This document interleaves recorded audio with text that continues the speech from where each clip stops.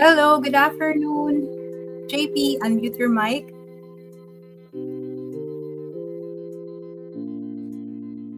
Nakamute ata yung mic mo.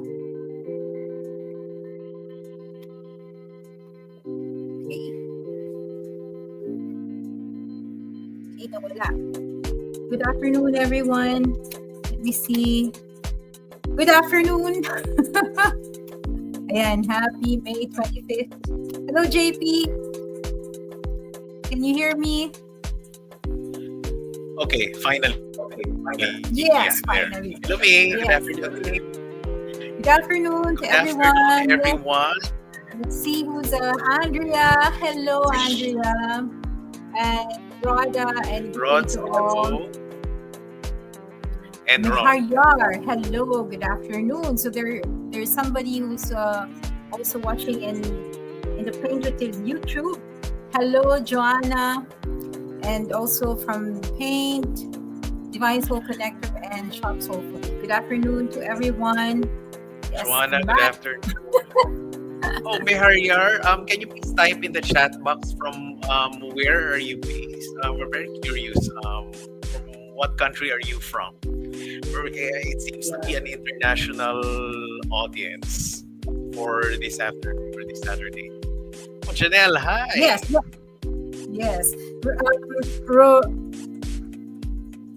Andrea is from Romania. Okay. I think it's morning there, isn't it? It's still morning, yes. I think. So yeah. Mayari is from Pakistan. Hello. I think this is he's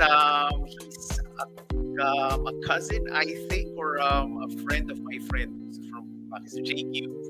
I don't know. I invited some of his friends, and cousin, from Pakistan, tune in as well. So Andrea is from Romania, so I think it's still morning there in Romania, if I'm not mistaken. Yeah, we met in Hungary, and we also were the recent trip that you had. Yeah, the recent trip that you had. Yes. Hello, Josephine. Yeah. Good afternoon. Good afternoon, everyone. It's good to be back in the live stream. Yeah, we missed you so much, May. Well, you did a good job covering for me during the Labor Day reading. So hopefully, it was a very good like a live session where you were offering readings to people, and I'm happy that somebody can be there. Yeah, and that's my goal, is to produce more of people. And they're all byproducts of the Philippine Academy of Intuitives, isn't it? It's so heartwarming. And I think I've been, with Paint for quite some time. I haven't really counted, the years that I've had with you. And it's still a continuous, learning for me. Even if I'm, already, teaching, in our tarot class, there is still really a lot, of, things to learn. You never really stop learning. And not just with the tarot practice itself, but with handling, even the live streaming, it's a continuous, learning process. Hi, Danaya. I see Danaya online. Finn, hello. Yeah.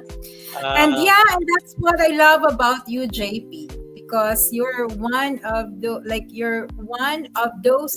people that I've met in Paint who always in the learners what do you call this, in the learner's mind.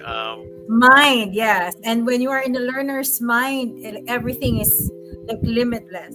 Yeah, like even when I studied my MBA before in UP, there is what you call a learning organization, and all those organizations that are learning is actually the one that is sustaining. And now we have, because of the learning machines, we have AI, right? So it's the one that is becoming a really sustainable, like enterprise, and it's not only just for enterprise, it's more for yourself. Like the more that you learn, the more you can adapt, the more you can enrich, and the more you can share. So and the more you can flow, into the current stream, of not saying that we have to be just. It's. I think it's also a part, of adapting, to the changing times, and we're continuously in this great age of transformation with information, the AI. I Yes. don't. And yeah, and that's the reason why, like the role of teachers are very important in this day and age, especially the human teachers, because the AI can teach you and transfer information, but it cannot transfer values, principles. It cannot transfer energy, abilities. It It cannot cannot transfer guide. that. It cannot really Yes. guide continuously or constantly. No. It cannot hold space for you. It can just give you information, and that's what's vital. That's why we want to honor. We want to take a pause for a moment to honor all the teachers who have passed on. Yeah. So let's maybe do that first. Um, Let me just turn off the music so it will be more apt. Maybe I'll find just give me a sec to find A more suitable a more, background. yeah, a more suitable Maybe a music. more somber one. Can you hear it? No. Maybe I I can. can't really. Can you type in the chat box if you guys can hear the soundtrack? Maybe I need to share some screen, uh, just so I can share the audio. Uh, yeah, maybe this one. Like I'm gonna share that, but I'm gonna take it off. Yeah. Sorry about that. Just to share the screen. Uh, where is it? How can I? There you go. Now you can hear it. Not so Can you much hear on it, JP? my end. Yeah, a little bit. Now a little bit. Yeah. Very Yeah. faint. Yeah. I think just in the background. Yeah, it's good. There's something in the background. So let's take a So moment. music is low. The music is low. Okay. Thank you, Maharyar. I don't know if that's how you pronounce your name. uh, Let me. There you go. Yeah, there. Better. Okay.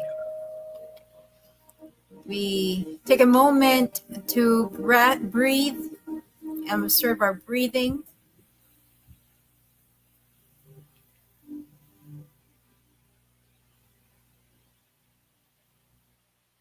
relaxing, quieting down as we connect to our hearts.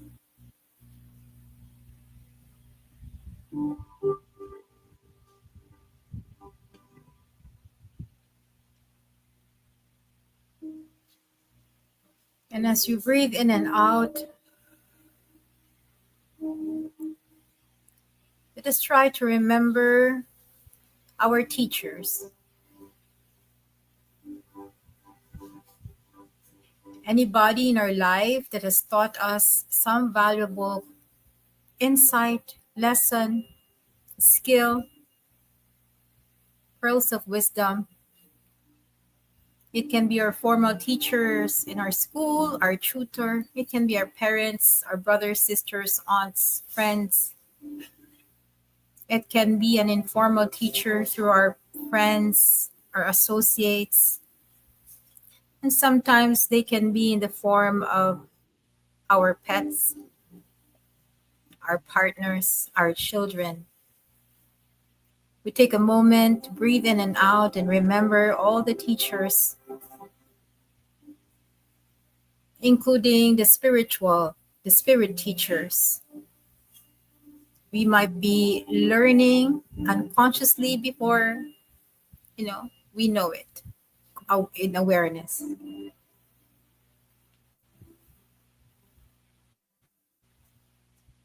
All the beings that are teaching us in this very moment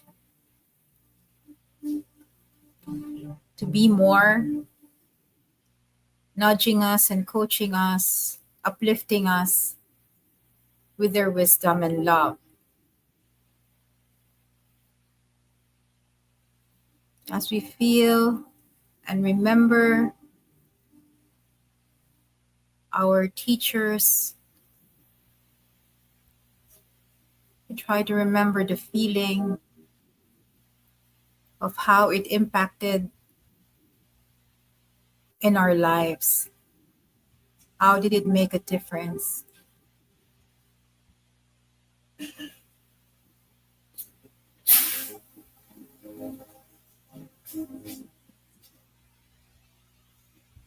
And we honor all the teachers that have come before us.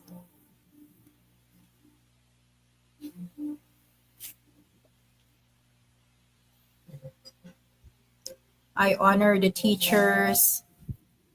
Maybe JP can also say their names. I honor the teachers, Master Chowa Koksui. I honor the To the teachers. late, and also I Yes, JP. honor the late Jaime Licauco, who has actually opened the interest, in um, the paranormal investigations. And also, to the late Tony Perez, who has also mentored, a lot of students, in the local esoteric community.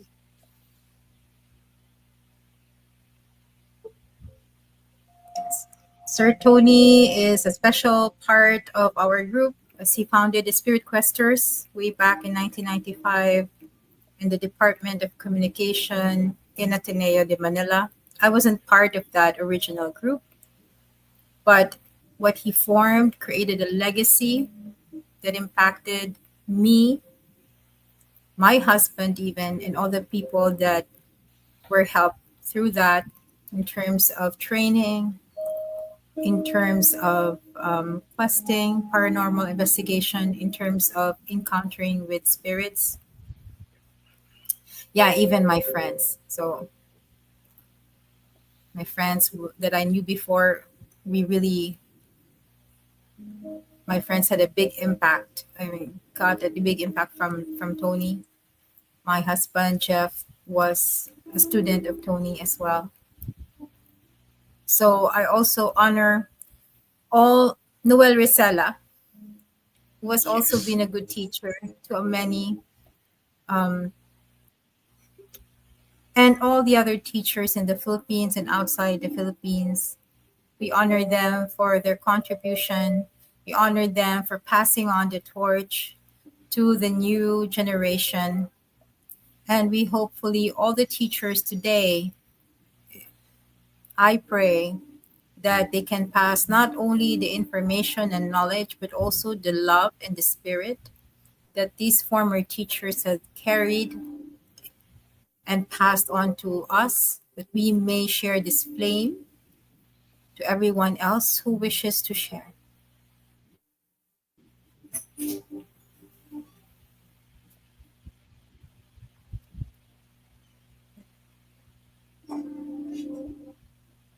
In God's name, Amen.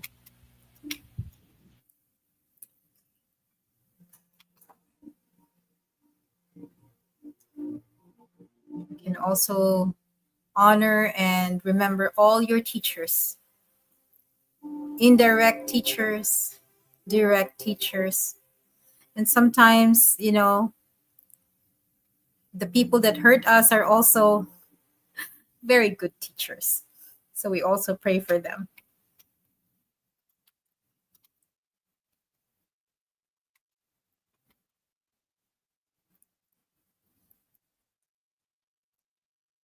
And so it is, and so mote it be. Amen. Yes, Andrea says she honors Naisha. Naisha is also a teacher. And yes, she will be teaching soon as well. We will be helping her out Oh, in her wow. course. Yeah. So, yes, so I hope let's now shift the music The much shift more to, uplifting one. yeah, it made us really emotional. Yeah. Yes. Yeah, there you go. Again, once again, good afternoon. And I see that Ram is watching. Wella, hello, is saying hello. Sherwin, Roy Delgado is watching as well. Yes, let us know if you're here. If Vicky you, Perez, yeah. Vicky Perez, hello. Kaano-ano mo si Sir Tony? Kaano Sir Tony Saka Perez? si Um, Ash Blue. Hi, hello. Ash Blue Hello, just Ash Blue. Hello, hello. You can join us, hello. Jao Prieto, hello. Yes. oh hi, Yeah, I hello. hear it. Hello. Ciao. Yeah, ayan. Elo gave a reading to me like weeks ago. And yeah, so I'm following his advice to work. That's his advice. Cool. So now I'm working. Okay. And good afternoon. Our topic for today is tarot reading hacks. Yeah, tarot reading hacks. So today we will be sharing some, yes. So, there you go. Hola, hola, hola. Hermosa amigas. Herman. Wow. Spanish ka na? Oo. Okay. Ano yung naririnig ko?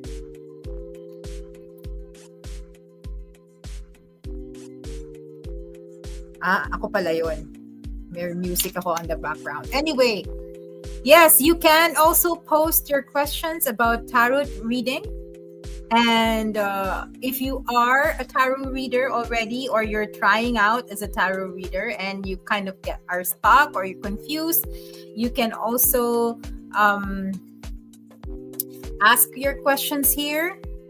Yeah, and JP, I couldn't hear you for some reason. Like there's no audio. And also, but if you are new and you're interested, you can also ask questions. I will be sharing some of my hacks, and also be doing asking you to do some form of exercise if you have cards with you. And maybe, just maybe, like I can grant someone that I feel, like before in all of the Facebook streams, like I usually give grants to people that I feel, a scholarship grant to people who I feel would really benefit from joining the tarot starter course that JP and I will be having next month. I don't know if it's next month, right, JP? So yeah. just That's keep participating and keep answering and keep asking. Yeah, so engagement is key. Good. And you can share this to people you think that would benefit. Yeah. Yes. Good. Hello. Yeah. Hello, Maui. Let's flash some of the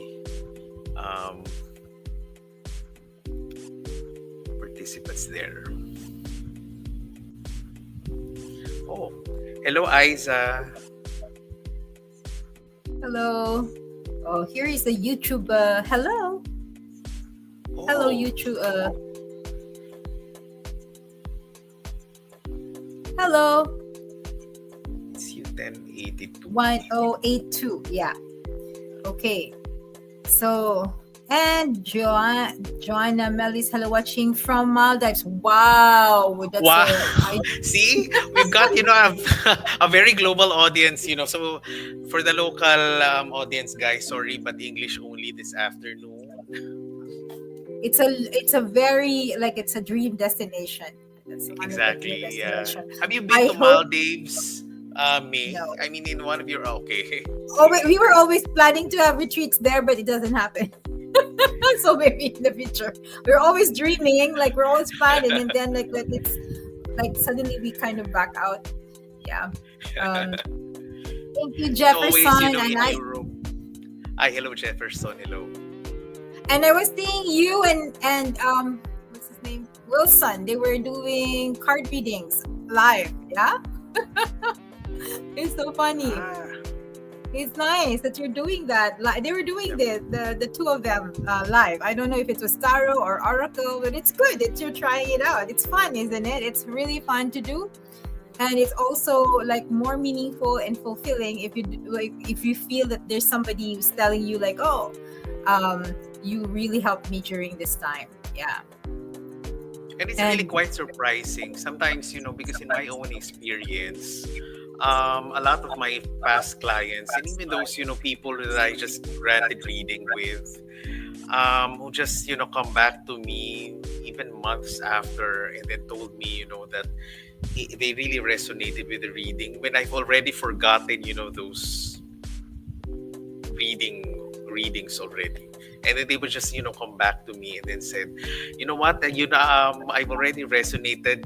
The reading just, manifested, and then this is what happened in this. And then I haven't really remembered, those readings in question. So it still doesn't stop amazing me. yes, that happens to me a lot too. Like when people say like, "Oh, you remember you told me this," but usually we don't Yeah, remember what we said. Yeah, at the yeah. moment, and they would tell us like, "Ah, but we recorded what you in our Zoom call, and then you said this, and it did happen." And yeah, and it is for me. It's also more meaningful when they say like, "I needed that at this time of my life." Yeah, Yeah. so yeah, I would. So for me, like for example, I told you I had a reading with Elo a few weeks ago. Thank you, Elo. I needed that in my life. I needed sometimes, a lot of people, a lot of students would kind of get nervous if I asked them for a reading. But I appreciate like I really appreciate readings where it's a kick in the face.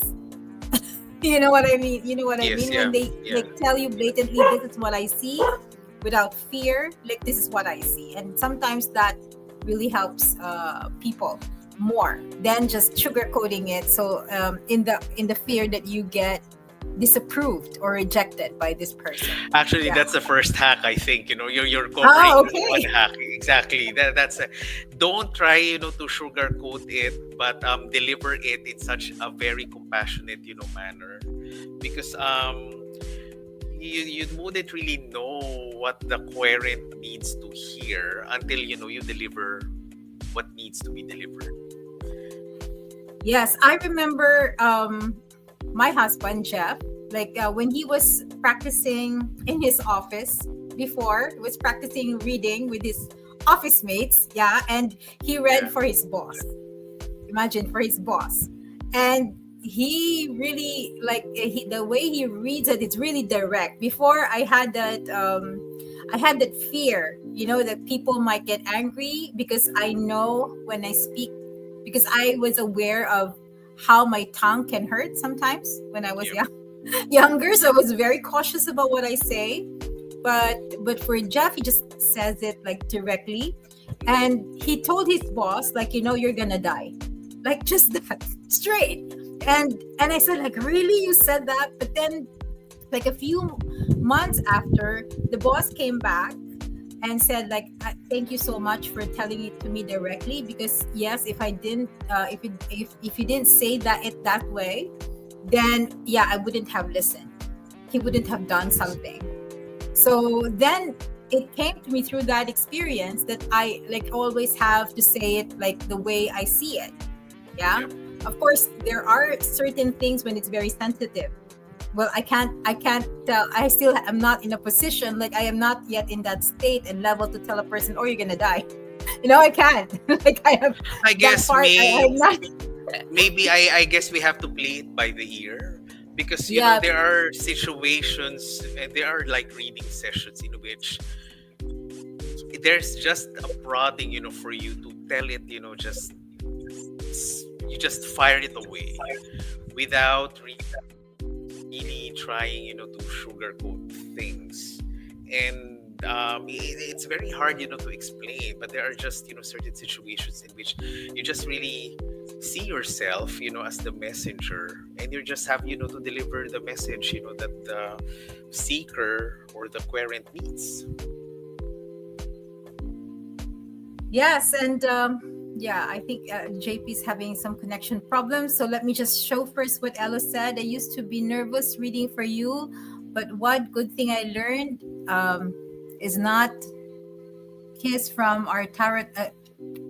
From not just from our tarot classes, I guess, an intuitive class is the value of just conveying the message that is not about me, it's about the person I'm reading for. Yes, that's very true. Thank you for sharing, Elo.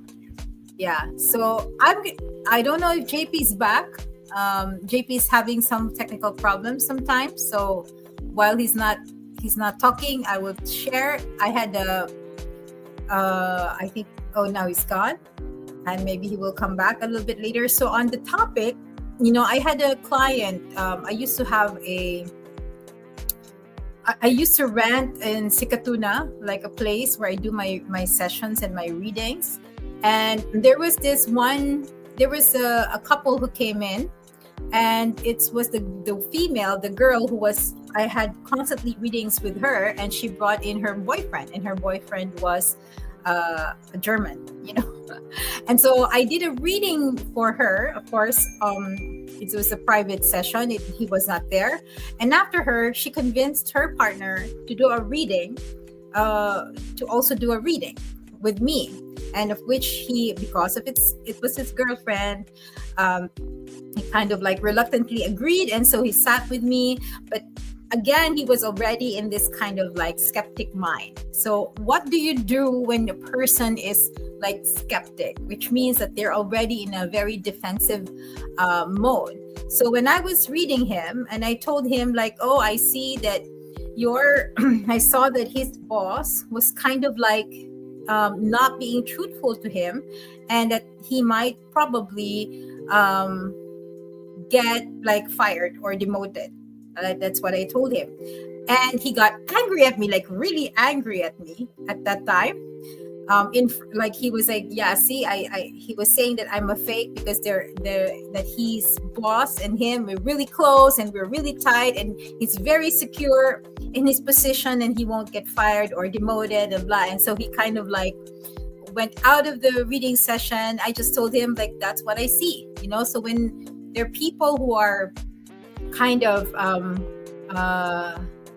there are people who are like that and very defensive, because we're on the topic already of like saying things truthfully as how you see them and just conveying the message. This is not about me, it's about them. This is not about proving anything. So that's one hack. You have to be in a space where you don't have any vested interest of proving yourself to be true. It's just to be like a conduit of as a messenger, which is totally unattached to the message, and that's how you can deliver a very truthful message when you're doing readings. So I was very angry. He was calling me names, and I was just like, okay, I just stand by what I read, and if it's wrong, it's wrong. Again, you have to be detached from the concept of either you're wrong or right. It's not about wrong or right. Like, put yourself in the space that I'm here to help and I'm here to deliver a message. And if that message isn't received in a good way, it's okay. It doesn't like reflect on anything on me. Guess what? 2 weeks after, he texted me. He was apologizing. And he was apologizing because he got fired. Yeah. He got fired and then he realized like his boss was playing him. And so I didn't do anything extra to convince him. Life just convinced him. I didn't do anything magic just to make things happen the way I said it. No, it's just because that's what I read. And from then on, that was like 2016. And from then on, this German person became my client for long term. And that's how you gain the trust of your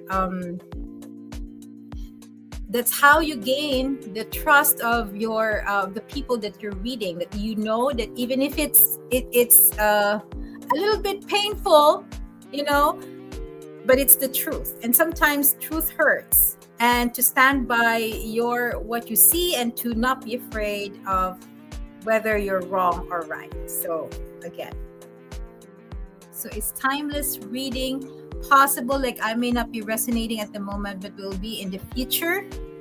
Um, it depends because rods, you know that there is okay. So JP is back down again. You know, rods, there is a placement in things in when you're reading a card. If you're just doing a one card reading, of course you don't know when the time element is. But if you're doing a 5 card spread where there's past, present, and future, there is, when you say it's present, it's a present influence. You may not be aware at the moment, but it doesn't mean it's not happening. Yeah, but the future influence is a future influence. Yeah, it's not something that, so it, the time element is not, uh if you are being read and it doesn't resonate with you, like go toward, sometimes like it is something that is unconscious. So maybe what you can do is ask the reader, for example, for more details to probe deeper. So if you're the one who's the reader, for example, and the person cannot resonate with you, most probably the, if it's like, for example, the present, it's the present happening, it might be in, the person may not be aware of it, it may be unconscious. And that's the why I teach the technique of journeying. Remember Rods? Because Rods is a student. Journeying will give you more details, so you would, so to give more awareness to the querent. The querent is the one you're reading for, so that they would understand, like, this is how it's about. This is where it is. Like, this is it. Or it's something that I didn't know, but it's something like in something that is not within the realm of my awareness. Does that make sense, Rhoda? Okay. JP is trying to disconnect, and it's disconnecting, connecting, disconnecting. There you go. Yeah. So that's JP's hack, and it's also our hack. And my principle around that is to say the truth. And whenever that you are, when you stand in the truth, not when you don't have an agenda of wanting to prove yourself to be a good best reader or something. Once you're out of the agenda, and once you're out of, and you're a clear vessel for the message, then the true message of truth comes. I think I have a similar hack to what JP said. Let me see, because I've listed down that the hack.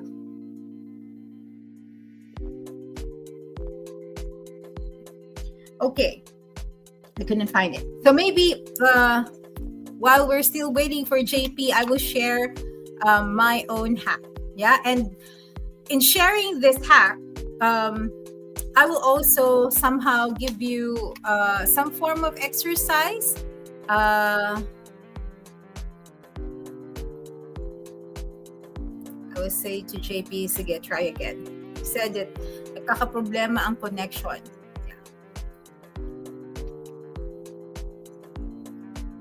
Okay, let me see if JP can come in. So I will share first my hack. Let me tell you a story first. I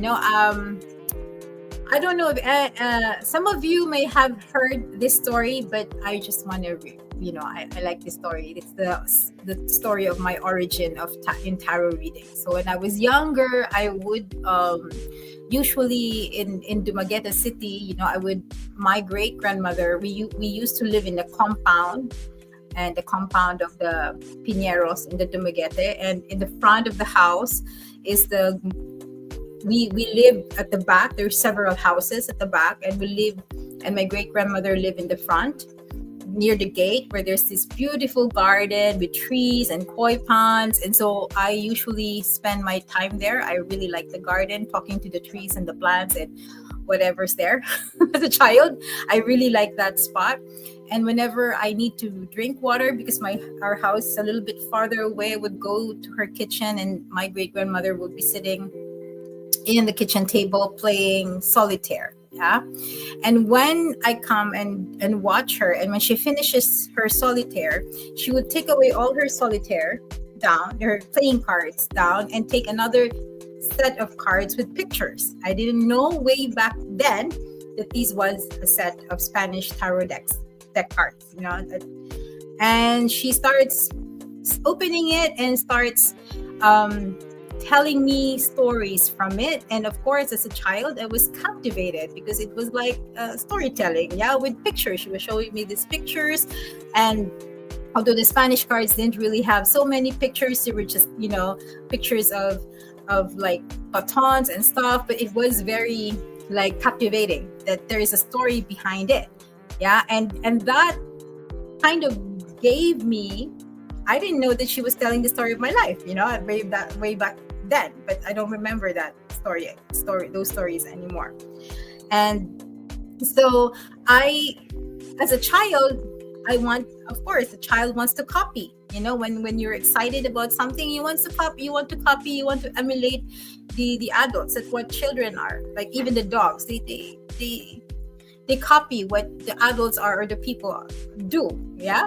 So I was captivated, and I started, I started, I bought so that I was 8 years old then.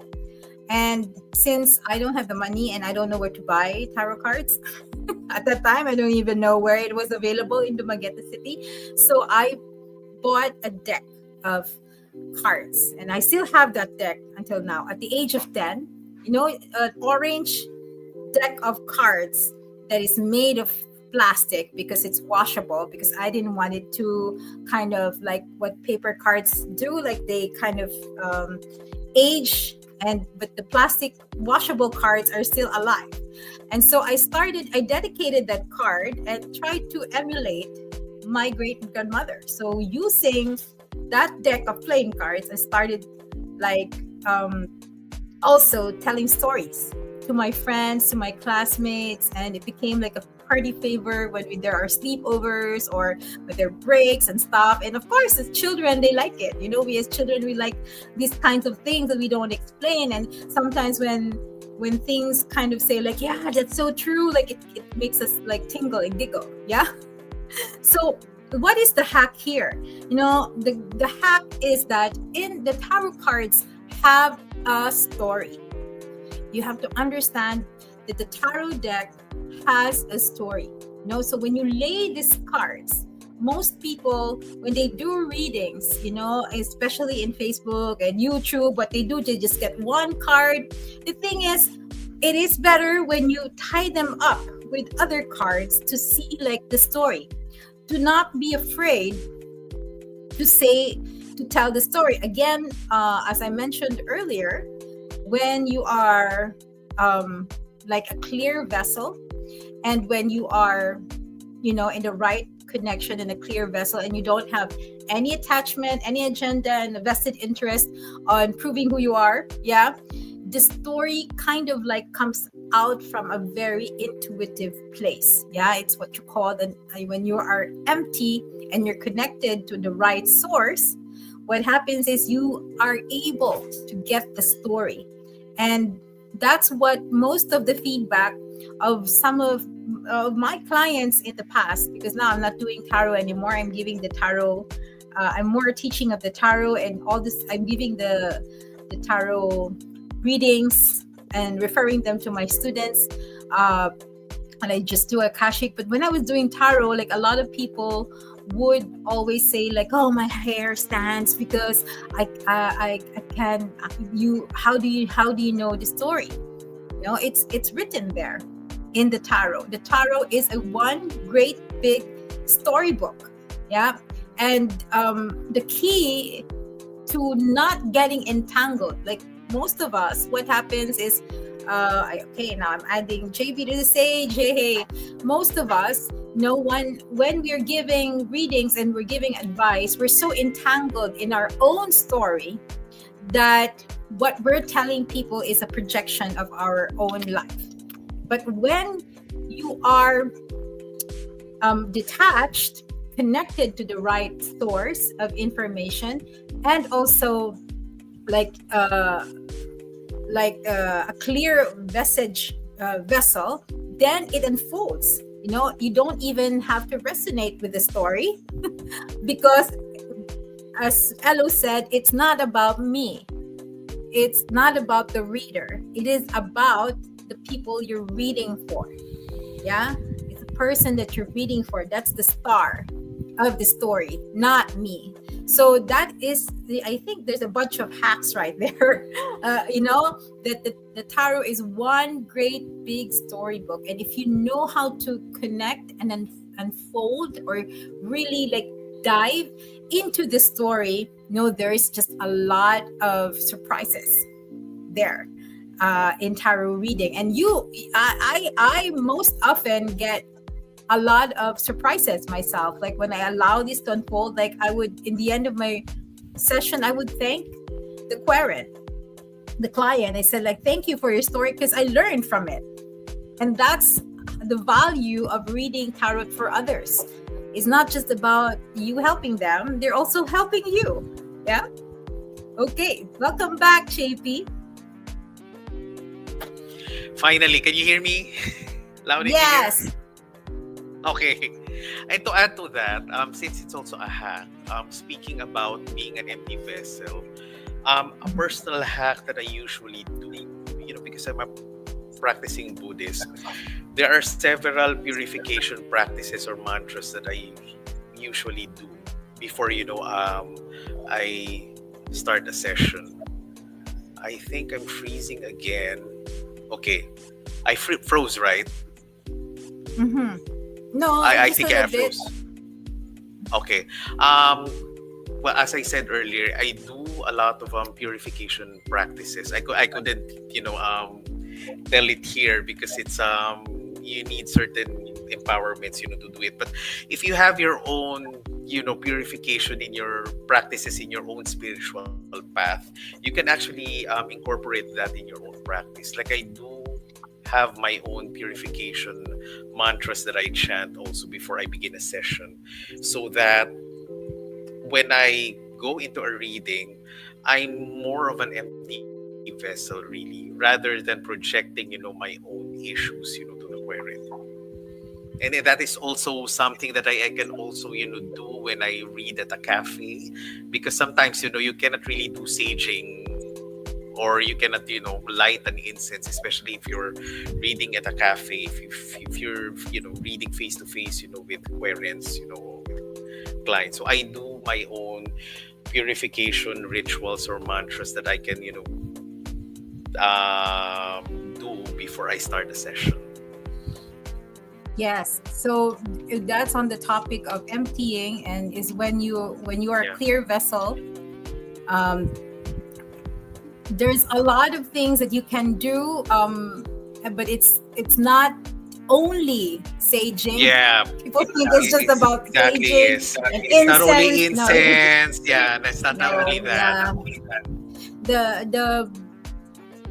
The most important cleansing and purification is the self. You see,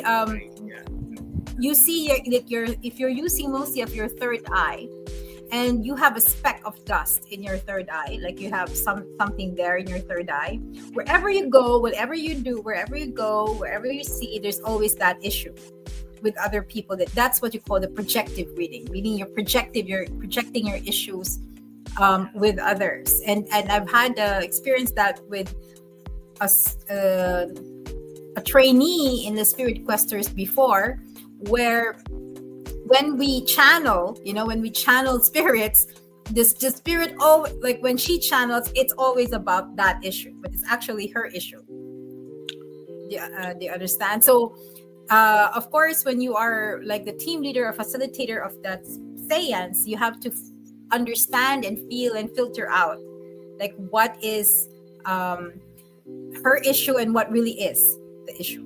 Yeah. So there's also your flashed. I think Ron has a question as well. So let's go first to Rhoda, if you want. Yeah. Here. What is the question? I once had a reading for Korean and somehow became a healing ground. 2. I think that's in relation, to the story. What does it mean? This is asked by Rona. What does it mean if all five cards resonated with Aquarian, but everything already happened with him or her last month, or maybe it already happened? Is it really a bad reading? No, it's not. It's actually an accurate reading. Yeah. It The thing resonated. is, It what? happened to me as well.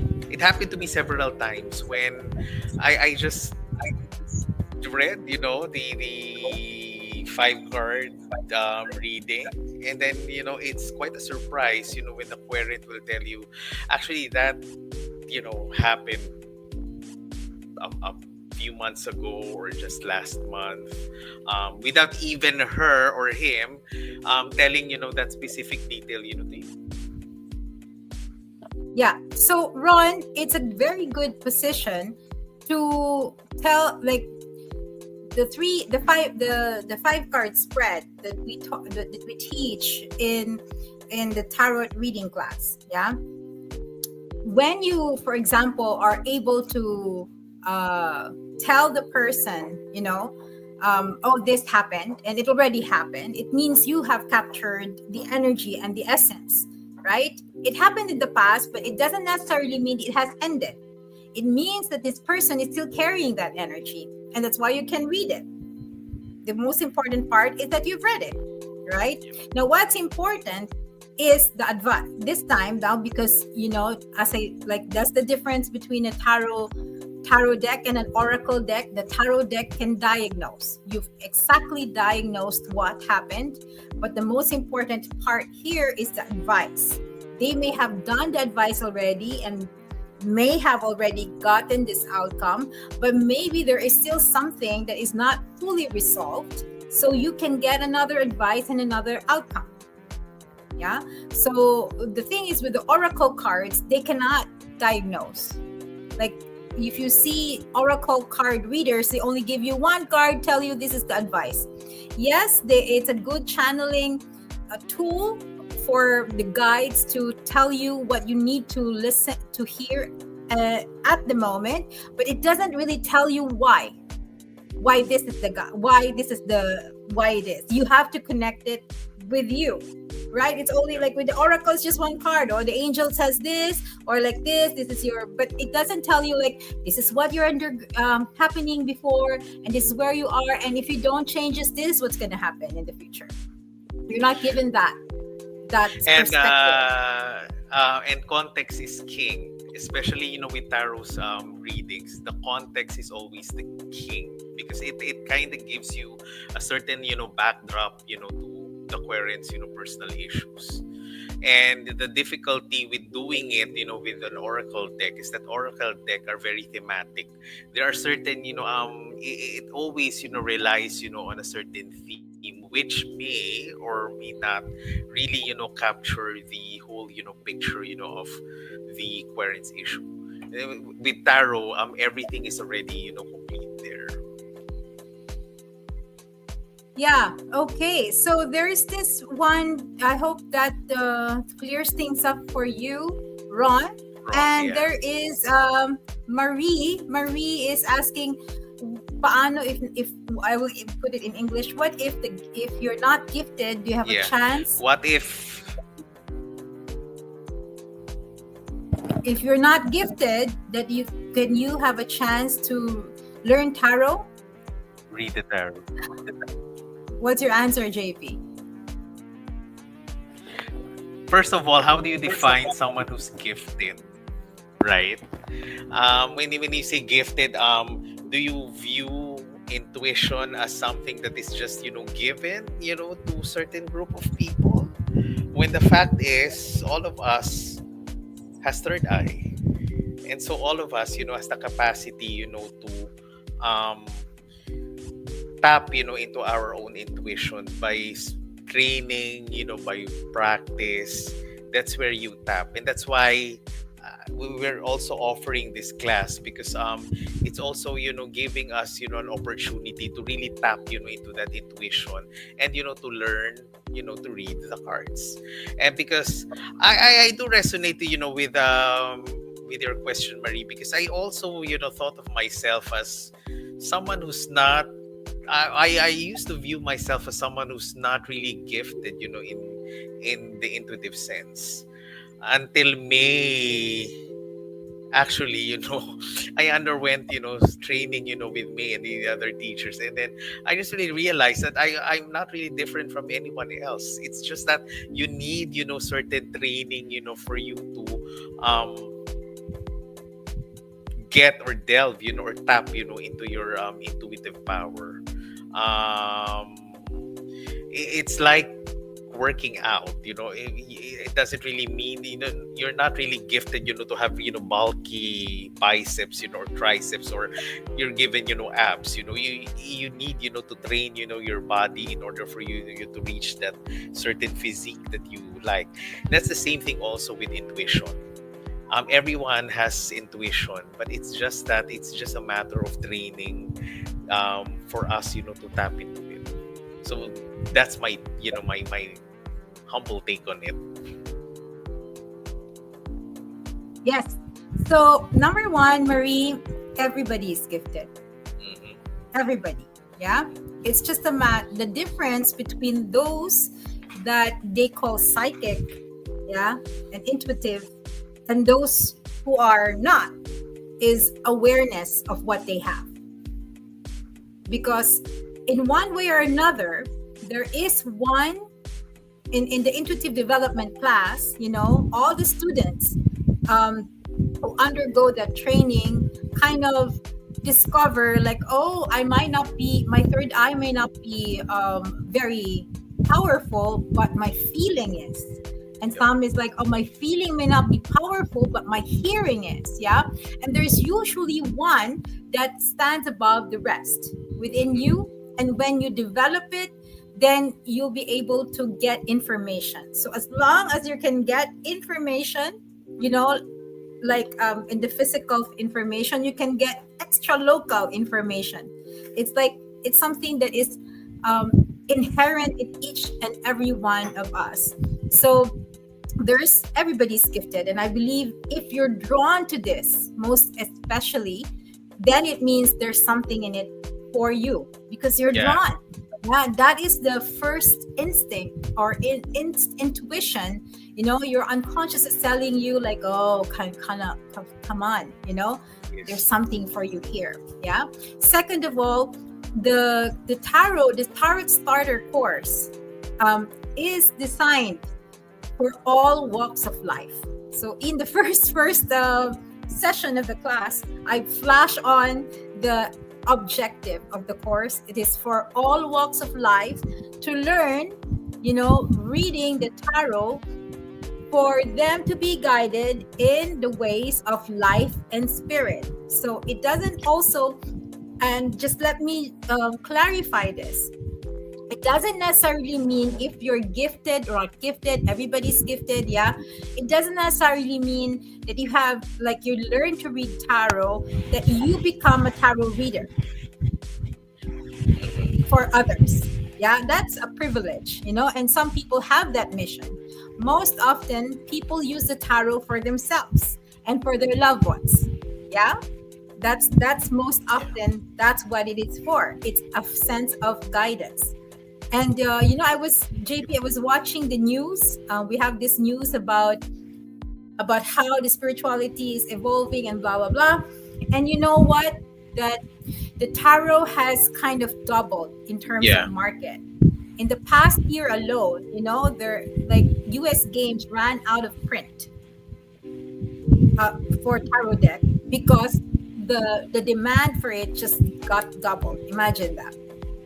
And the people were the And I think social, with the generation scientists, now,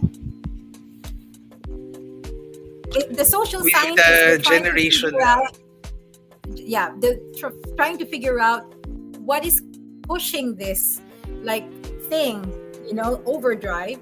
And they say because of the uncertainty of times, because when people are uncertain, like, they find that tarot is really a good guidance. There's something, because there's truth there, and that it's reliable in a sense that a lot of people are kind of going there and going towards that trend. It's not just about social media generational. No, it's more of like, because a lot of people are uncertain, and this uncertainty, when there is anxiety, especially when COVID happened, like a lot of people want to kind of like see and understand, like, yeah, where am I going, why is this happening to me, those kinds of things. So this is the perfect time to learn for your, if not for yourself, if you say like, I don't want to be a tarot reader, you can be a reader for yourself to have your own guidance. Yes, what you were saying, JP, sorry, I was able to. No, it's Yeah. okay. There is also a study now. It's a very interesting one that the current generation that we have right now, which is the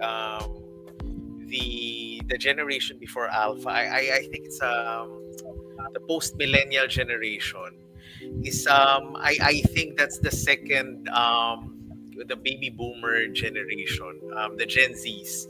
And these, there is a study actually, I forgot, I read it somewhere, that this current generation is much more open, to spirituality, and things like the tarot, crystals. This generation is much more open to that.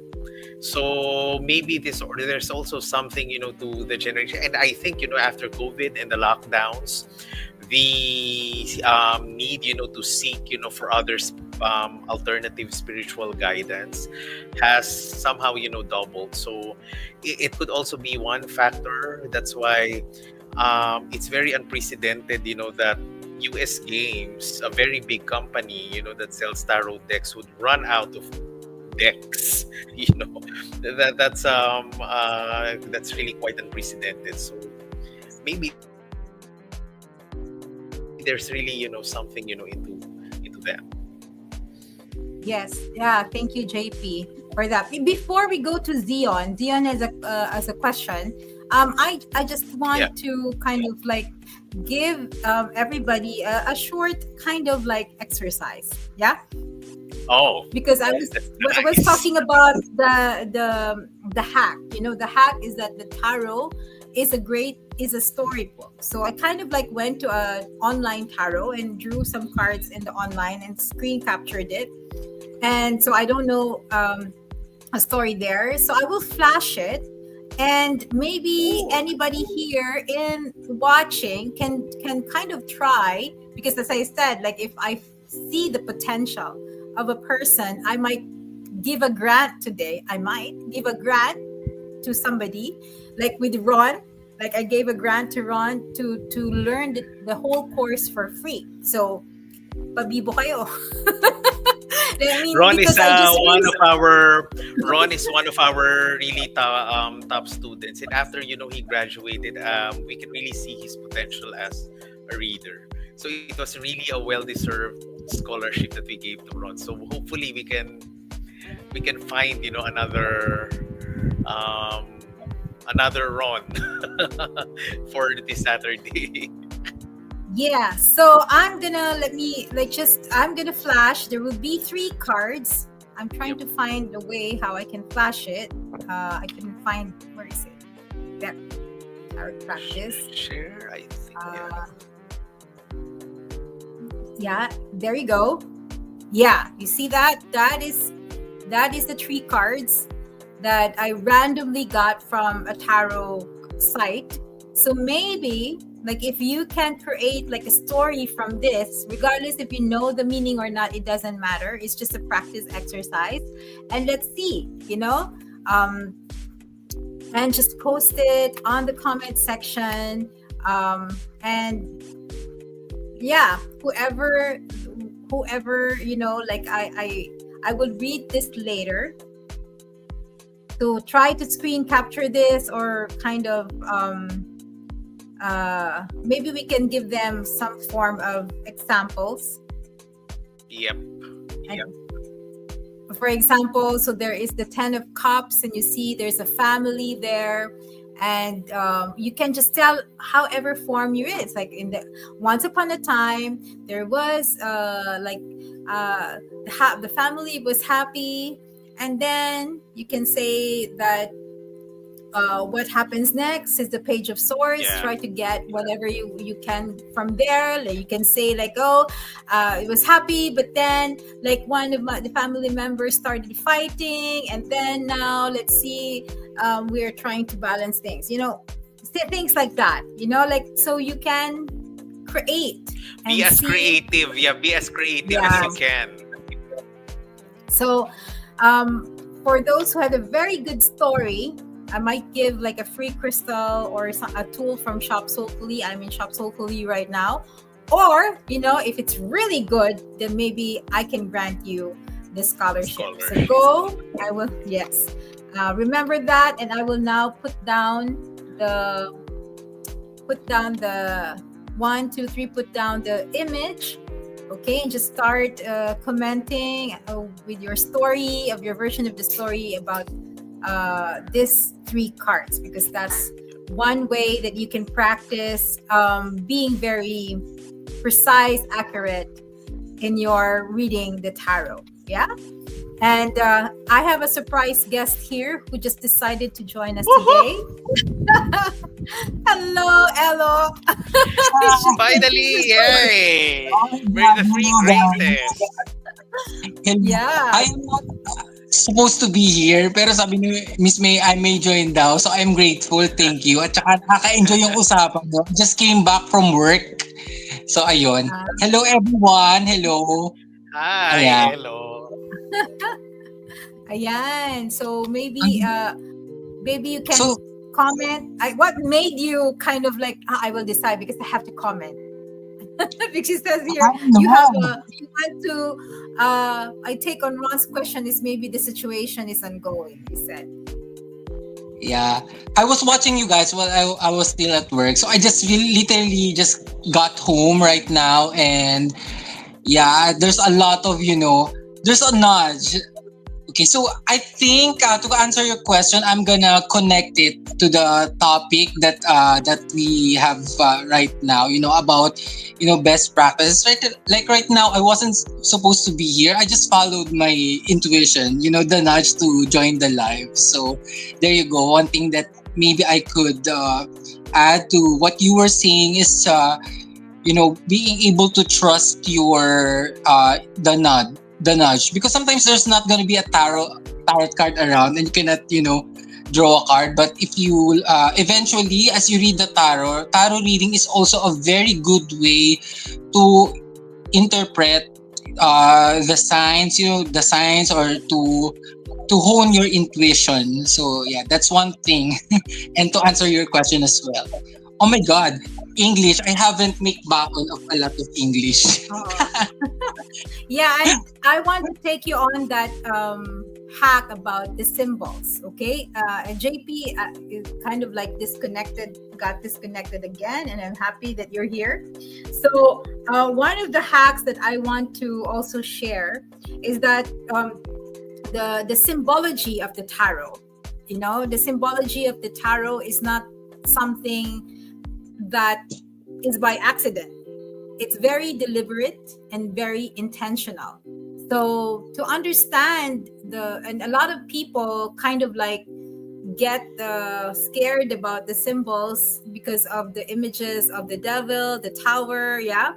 But if you really learn the symbology of the tarot, then you would understand it has a very, very rich like vocabulary dictionary, right? It's not just we usually in the class we teach one keyword, but then you can go deeper in that keyword. Yeah. And you would find that there's a lot of ways to interpret one pattern or one symbol. So what Elo is saying, that sometimes the universe gives you these signs and these symbols. It's the same with tarot. Yes. Tarot cards are more of like the symbology that captures the essence of the energy, and what it does is interpret the energy for you, because you can't put the an exact word to an energy. And the purest symbol is the number. That the numbers are the universal language of this universe. Like They wouldn't understand our English or our Tagalog when you go outer space and meet the aliens, but they will understand the numbering. Yeah, the coding and the numbering. And because the tarot is some form of coding or language, and that's why we call this like a spiritual technology, the technology of the spirit. Yeah, the tarot is a technology of the spirit. It has a certain coding, and that certain coding goes into the symbols. Now, there are certain times that um, the symbols, would resonate universally, and there are certain times that it will resonate personally. So, for example, like when I was starting, I found in the closet of my grandmother. This is a different grandmother. The great grandmother I said was my father's side. This time it's my mother's side. Imagine my two great grandmothers influenced me with tarot. I was spending summer in her house, and in the closet where we put our things, I found two decks. Imagine that. They were all in paper, in newspaper. One was a tarot card, like a real tarot card, but old. And the other one is the universal psychic symbols. It has cards, it has pictures, and it has meaning. And the instruction was that I have to read this card every day and look at the symbol while reading the card. Yeah? I didn't know I was already being trained. I was asking whose cards are these? Nobody was telling me. Nobody was saying that it was theirs. My aunts, my uncles, my mother, my father, my grandmother, nobody was telling me. It's just that like it's there in the aparador, the magic aparador cabinet. And then kind of like, I'm as a child, I was interested in cards already. So kind of like did that, what was suggested. And then now I kind of like understood that the tarot is like that. It has universal symbols. So in the tarot course, we also teach this. These are the universal symbols. These symbols somehow have a connection to the esoteric, to the occult. Occult means occult just means secret. Esoteric means inner studies, but there's spiritual. And there are things that are connected to just you personally. Or like when you dream, sometimes there are universal symbols in your dream, right? And there's also personal symbols in your dream that when you interpret it, some of them may apply universally or not. So that's how you kind of interpret the tarot. But what you do is you follow where you're drawn. So like, for example, Elo kind of had a nudge to come here. He was drawn, like, I want to be part of this. And he followed that. For him, that's how he's one of those people, let's say, he's living the tarot already, because you can be that. You're already living in the tarot. I don't need a tarot card because the tarot is living within me already. After a lot of, there's a technique we call, I forgot what to call that. The one we scan the tarot. Our technique, I forgot. Maybe there's a purpose why I forgot it. Journey. Give me a journey. No. The when you the embedding, the embedding technique that we do in our tarot classes. Maybe like Elo has embedded the tarot already in his psyche, that he doesn't need the tarot, and the symbols appear. And that's how in my life too. Like, I don't need the tarot, because once a bird comes in, I know what it means now. Once I hear, like this morning when I was doing my meditation, I was hearing all the birds and all the crickets, and I kind of know, I know what it means. I understand what they're saying. So it's not because I'm an animal communicator, but because it's somehow like a symbol or a sign, and you understand the language of the universe. So that's what tarot is. It's the language of the spirit manifesting in this realm. Yeah. So I'm so passionate about tarot. Do you want to comment on that, JP and Hello? What question? Because I came in late. What question are you answering? here in No, I the. was sharing the tarot about how I was sharing the hack and my experience about like how like the symbology of the tarot. It's a symbology of the tarot is like a coding system of the universe of the spirit. Yeah, and there Yep. are times there are symbols there, and you know that we have a specific class for that, like the Yeah. symbology of the tarot, where you understand what is the universal symbols and what are the personal ones.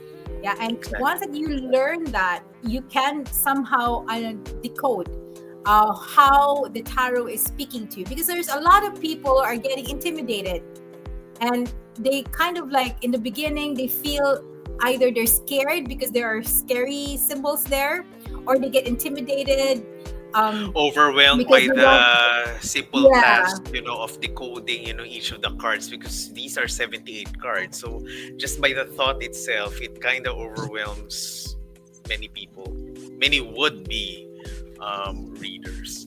I guess for me to add to that, it helps if, and this is not a requirement, but rather it could help if you have certain interest with mythologies, for instance, or if you're very much interested with comparative religion, if you're a person who's very interested with different types of spirituality, in my case especially, that could really help, because if we begin to delve into universal symbols, religious symbols, so on and so forth, it kind of helps if you have a background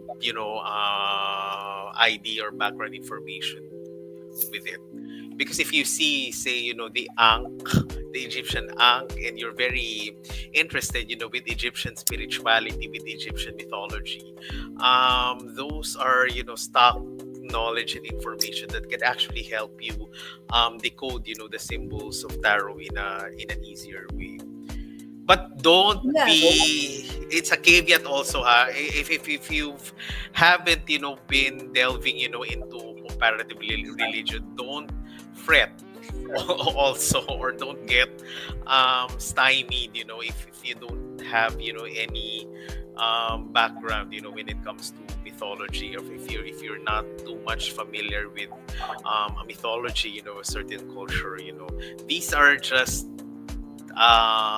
helpful for you, to delve. But don't let it stop you, from learning, the tarot. Because as we said, we offer, certain techniques, for us, to decode it in a way that is much more easier, that makes sense, to your day-to-day living and to your spirituality, especially.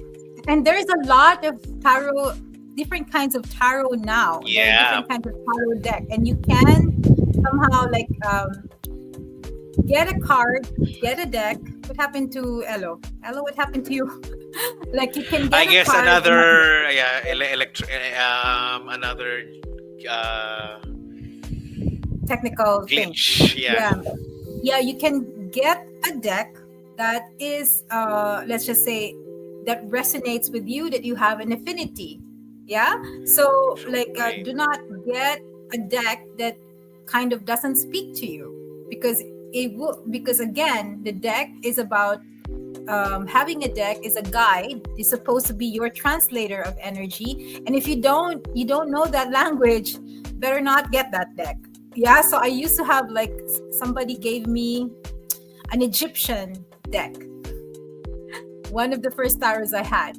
I couldn't interpret it Yeah. before, like in any way. My nose bleeds because it has a different system. Like in that Egyptian deck, JP, Is that that the Athelima? Athelima. no, Athelima. it's totally different. It's like I realized it later that the swords are actually earth for them, and I it's think and I'm familiar with that. It's I a think it's from different CC system. Brown. Yeah, and the other one Yeah. is that the pentacles is air. So so it kind of like I didn't know it at that time. I just thought that all the pentacles are earth and all Yeah. the swords are air, and so like, and then it's kind of like I don't understand this, and I kept it for many years and then just gave it away because I didn't understand the language of it. Mm, So don't fret if you don't understand. Then get a deck that you yes. understand. That's it. I Yes, but actually speaking about it. I actually, well, you know this, that I'm not really a fan of Pamela Coleman Smith's, original Rider Waite.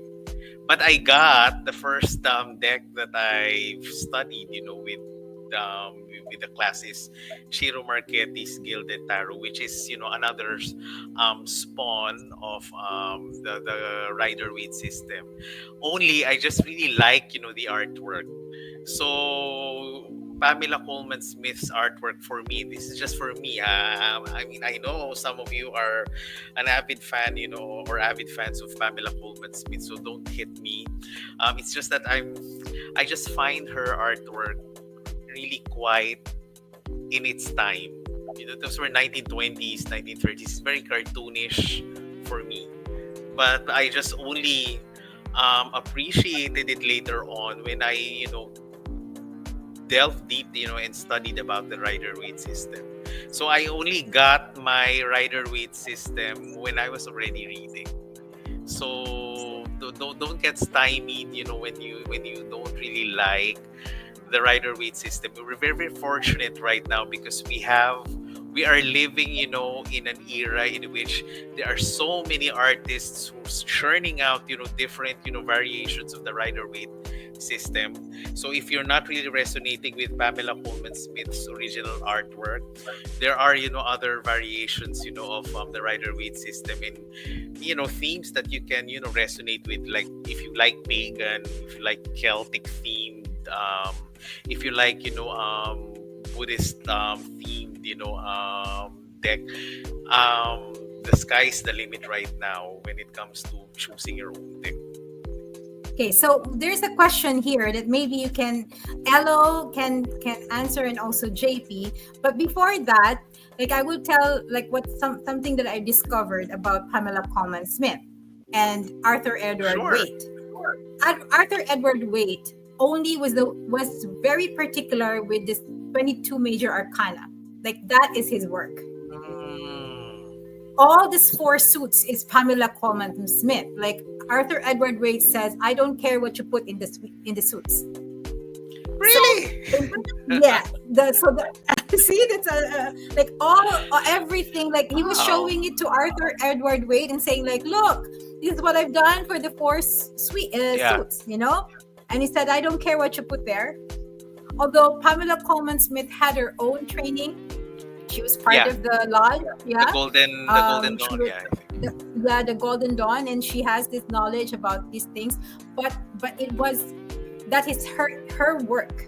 The others, the 22 major arcana, that's what Arthur Edward Waite was very in particular with every symbol, with everything, and every placement. Yeah, so that's a surprise, isn't it?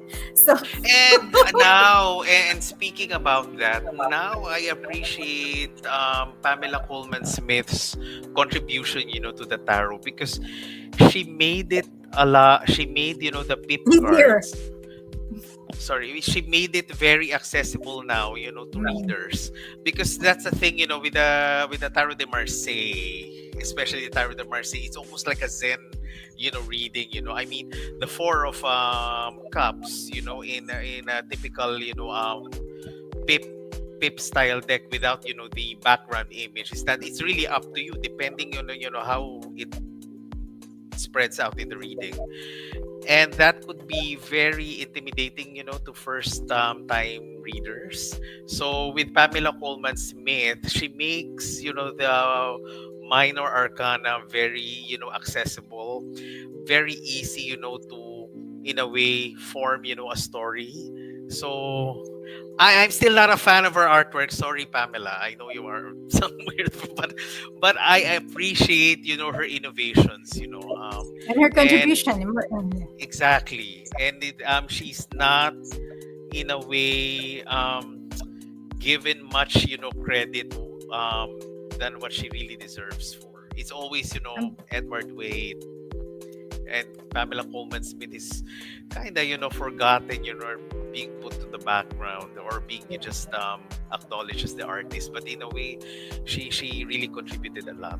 Maybe Elo can more. Yeah. So I keep squinting, so I put my glasses because I keep like Wala so na now, kayo, ano. yeah, now I'm gonna put my glasses. So there's a question that maybe you guys can answer. Zion or Zion, and is asking. He's an enthusiast and is asking how is it related to religion, specifically Christianity and Buddhism. Anybody wants to take this What question? what I what is I can the tarot card? in Yes, yeah. how Okay. it can relate. Yeah. Go ahead, JP. Ikaw muna.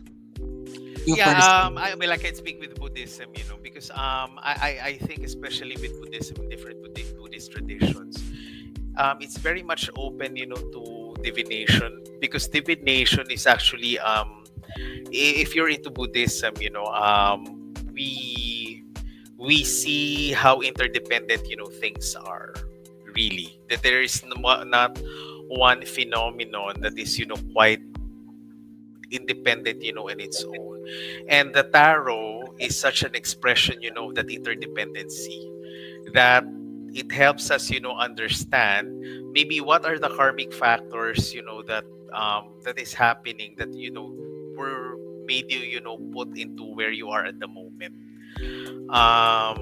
So you would really see there that what is happening to you is a series, of different, interdependent factors and conditions, and karmic, factors, that are now, getting into fruition. That's where you are right now, and the tarot just expresses, that interdependency.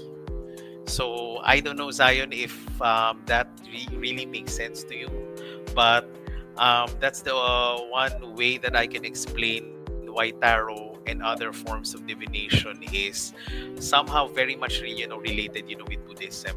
Maybe with Christianity, you two can answer it better than I am. But I can say that with Christianity, there are lots also, of Christian symbols that were incorporated, into the tarot deck.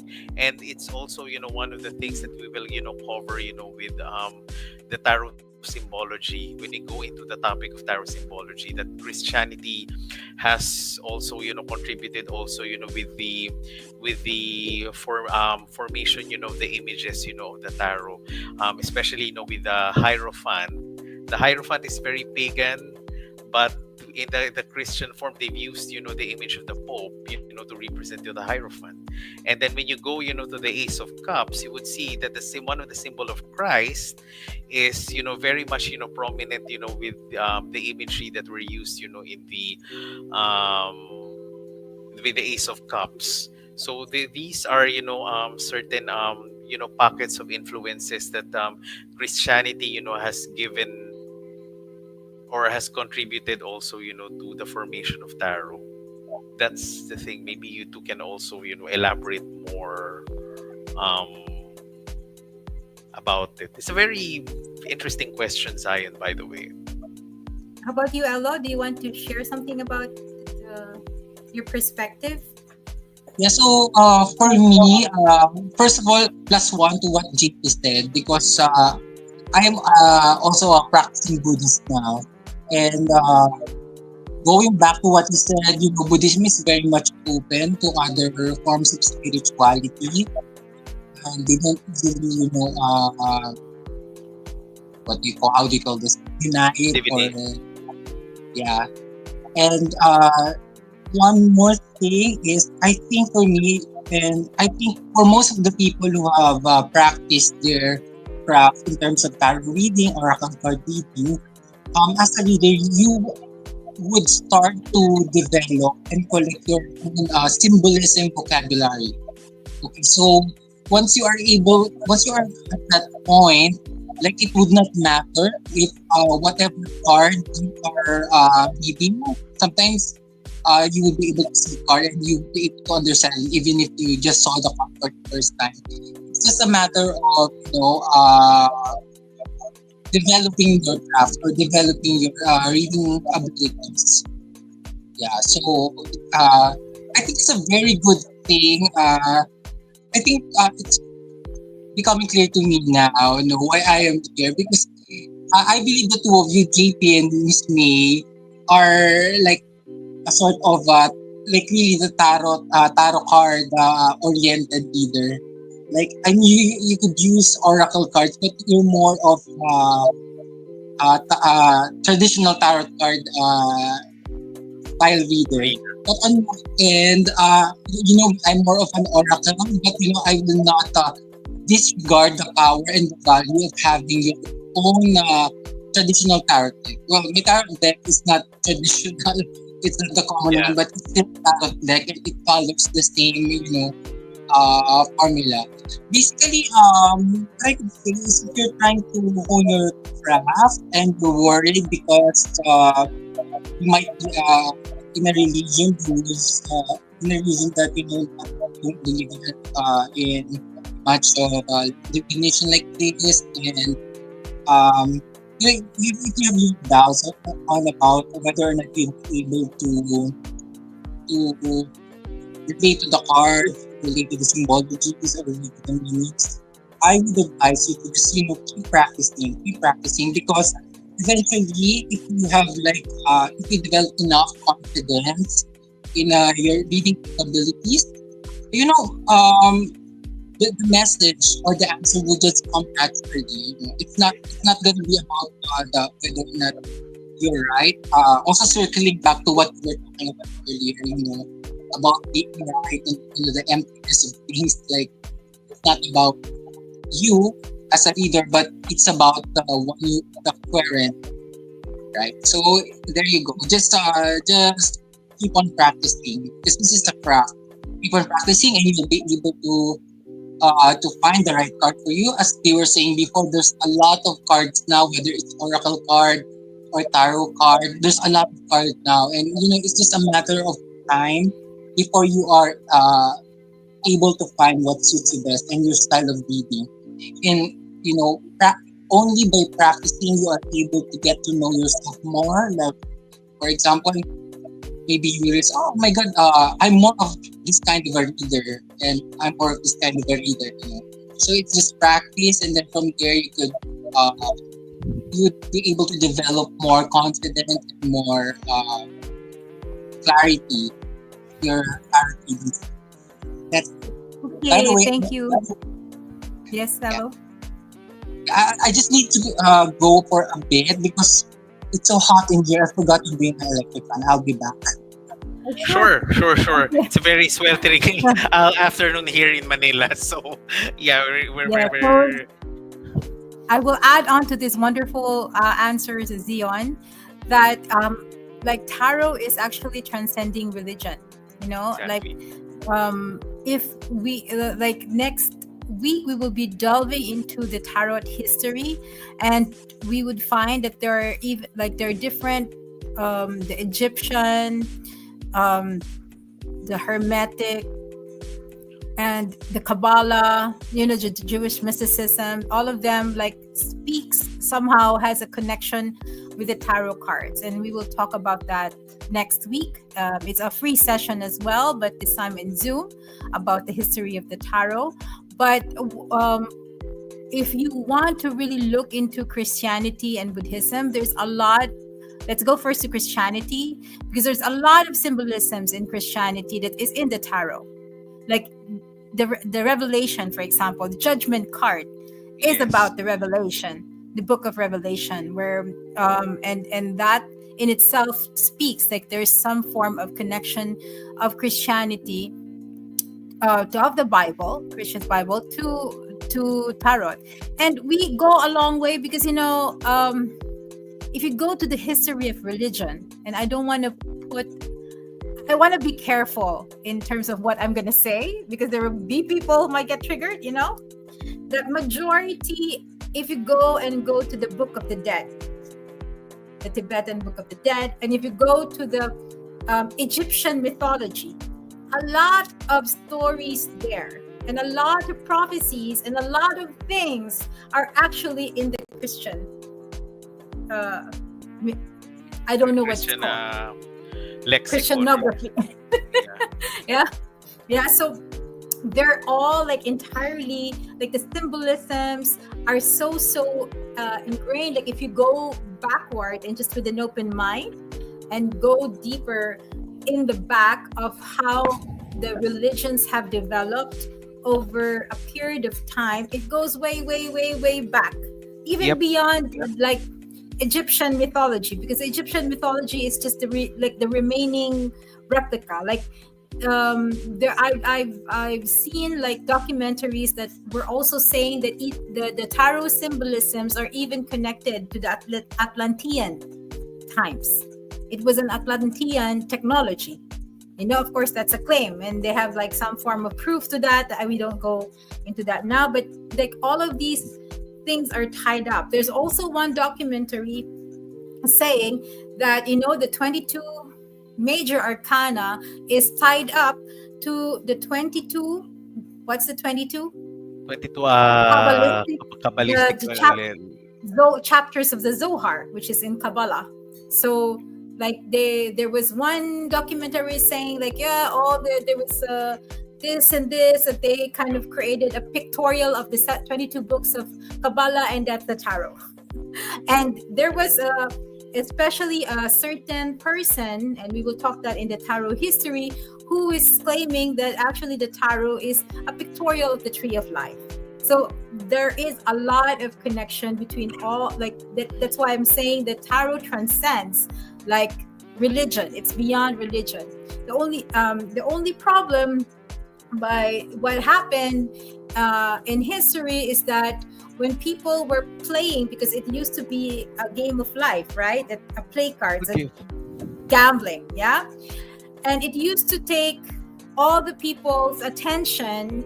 Instead of going to the church, they were gambling on a church day. So that's one of the reasons why like the church suddenly says like, oh, tarot is heretic, tarot is demonic, and it's bad and it's stuff. But it never said that it was something because it's demonic. Yeah, it was just saying it's because the real reason was because people were gambling and nobody was giving the money to the church. I'm sorry, I don't want to. That was a long time ago, and that's why like tarot like was in the dark ages. They burned all the tarot decks at that time, but lo and behold, it resurfaced again and keep on resurfacing, and now it's resurfacing again. Now with Buddhism, and I my like, although Tantra is a branch of Buddhism, right? Tantra is a branch of Buddhism. There's the ascetic one, and there's the non-ascetic one, which is like you engage in all of life, and that's where my favorite deck before is Osho Zen tarot deck. Yeah. Because tarot is about like bringing conscious to unconsciousness, and that is what Buddhism is about. The end of all suffering is when you're conscious, isn't it? Of your desires, aware, and you get free of that. It's the start of being free from all these desires that is chaining you down and to this, and attaching you to this realm. And that's what Buddhism, how I can relate Buddhism to tarot. That the power of tarot is bringing awareness and consciousness to what is unconscious, especially those that are like referring to the devil card, where it means material attachments. Yeah. Exactly. So freeing from that is the best gift of tarot, I believe. Okay, so I hope we answered your question. Just keep on asking. Let me flash. There are people, JP, that are answering the exercise. They're creating the story. So for Janelle, a member of the family, perhaps a young adult, has started a new journey. They're probably learning something new in work or in school. They may be having some difficulty adjusting to their new journey and balancing applying new learnings. But with the 10 of Cups, they're probably supported by their family. That's her story. So, okay. And then Andrea's story is this. In the past, when the people were living a simple life in according with nature, they were so free and happy and connected. They had no problem. But after a while, sometimes happens not good, because nothing is permanent. Something was lost, and a woman has to rise to fight to protect what she has lost and love. In the future, there has to be balance. The times are tricky, maybe not real what you see with your own eyes, so you can use your insight too and keep everything in balance. Okay, and then there's another one, Ram from Ram. Okay, with the Ten of Cups, here I see family bound together by love, warmth, and shared success from the outside. Their lives seem picture perfect, prosperous in many aspects, surrounded by laughter and support. Page of Swords, but beneath the surface of this joyful family, one of their sons was sadly struggling with depression. While his family basked in togetherness, he found himself drifting away, slowly withdrawing into the shadows of his own mind. He longed to open up to share the way. Okay, yeah, good stories. Keep it coming. Yep. And there is a question here, JP. She just bought a new deck, and she want to know if there's a welcoming ritual or something Oh yes, from absolutely. Elsa's. We'll actually teach that in our class. There are several ways, to welcome your own deck. And the most important thing is also, to cleanse it, because it has, gone, through several hands, and you would want, to use it, with something that is, free from unwanted energies. So we will actually, teach that, in our class. But there are several ways, of welcoming it. Um, for one, I use the full moon, to cleanse. Full moon is a very great, cleanser of crystals, of decks, for one. You don't really need, to expose it out, especially, if there's rainy weather outside. Maybe even just, by the windowsill, as long as, the moonlight, can shine, on your deck overnight. Then, that's one hack. And then the others, we're going, to teach them, in our class. Yes. How about you, Elo? How do you welcome your new, if you have a new tarot deck? I remember I just bought one from Shops Hopefully. It's the Oh, yeah, I did. La Muerte card. I like the, a the la all. muerte, the Yeah, Halloween I sent to theme you in Messenger if you remember. So what I usually do is I bring the card with me if you have a big enough bag, and because I just walk from my house to where I work.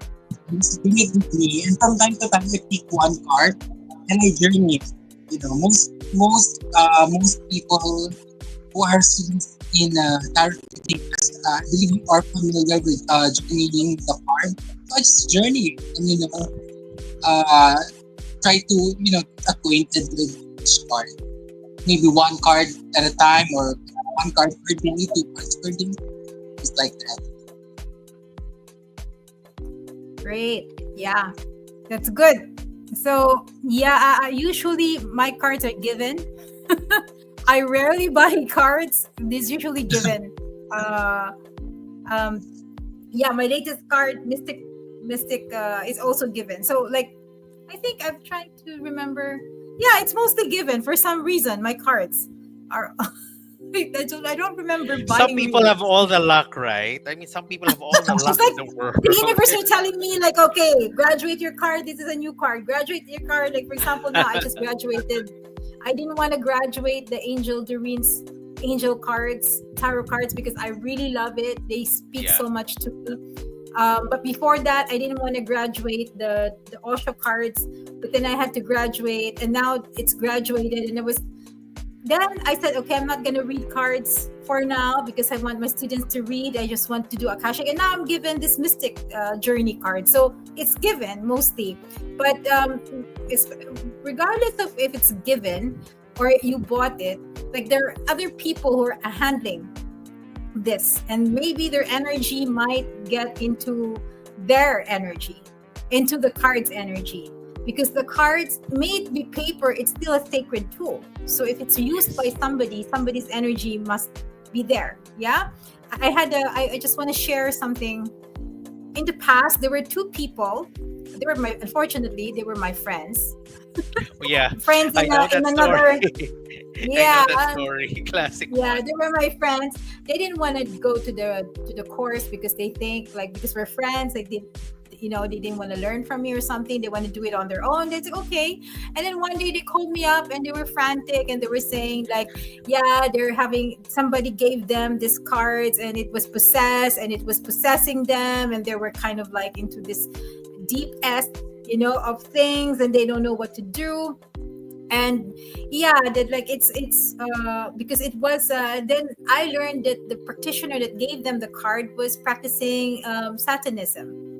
Imagine that, like he was, she was really a witch from somewhere in the world, and like gave them these cards and they kind of practiced, they kind of opened it, they haven't even like, you know, they just held it and then they feel weird things, and so they're asking help and I told them to bury the card. So the first thing that you really need to do is to clear away everything that's embedded in the card, and we teach that also in the tarot classes, how you clear it away. Remember that it is sacred and personal to you. It becomes an extension, Evin says, of your consciousness. It becomes an extension of your energy. It comes to a point where your cards, like when you go out of the house, they will call you like, hi, bring me, because you're gonna read somebody. And true enough, you know, like like you would read somebody even if you didn't really plan for that day, like you would need that card. So because it's an extension of you that you need to clear, that's the first thing you clear. And having some form of connection with the card also, it's a ritual is not really necessary.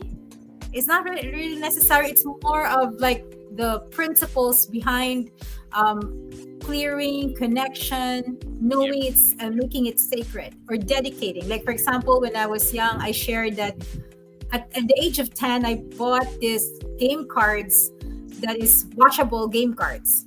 And I never used it for gaming. I dedicated it. That's what it's not a ritual, but it's a dedication. I dedicate that this is only for my for readings. Yeah, even if it's just for fun, it's not serious. So that's also very important to dedicate the cards. And of course, how to keep them is also important, isn't it? Yeah. You really need to dedicate also a place where you can a place where you can keep them, what kind of tool you use to keep them so they will not be also corrupted with other forms of energy. So that I hope we're able to help you, Evinsas. And for more information, you can like just yeah, we will welcome you in our tarot starter class that is kind of gonna start next uh month, so that you can be guided as to how you can deal with all of these things in tarot reading if you want more. Yeah. Okay. Do you want to answer questions, JP or L, or do you want to share hacks? I want to post here because we're talking about tarot cards, and Shop Yeah. Soulfully has a lot of tarot decks now, and you can like look at it online and it can be delivered to your doorstep, you know, within the day if it's before 1 o'clock. Did you? And it's also on sale. Yes. Please grab It's it not while it's sending. on sale. Yeah. There you go. It's there. Yeah. We can see the links. No, I think it's different. There. The other one is, but we were able, to post the links. Okay, so there was this StreamYard link too. That's not what I wanted to. But if you want, yeah, there's Yeah, the Shop Soulfully.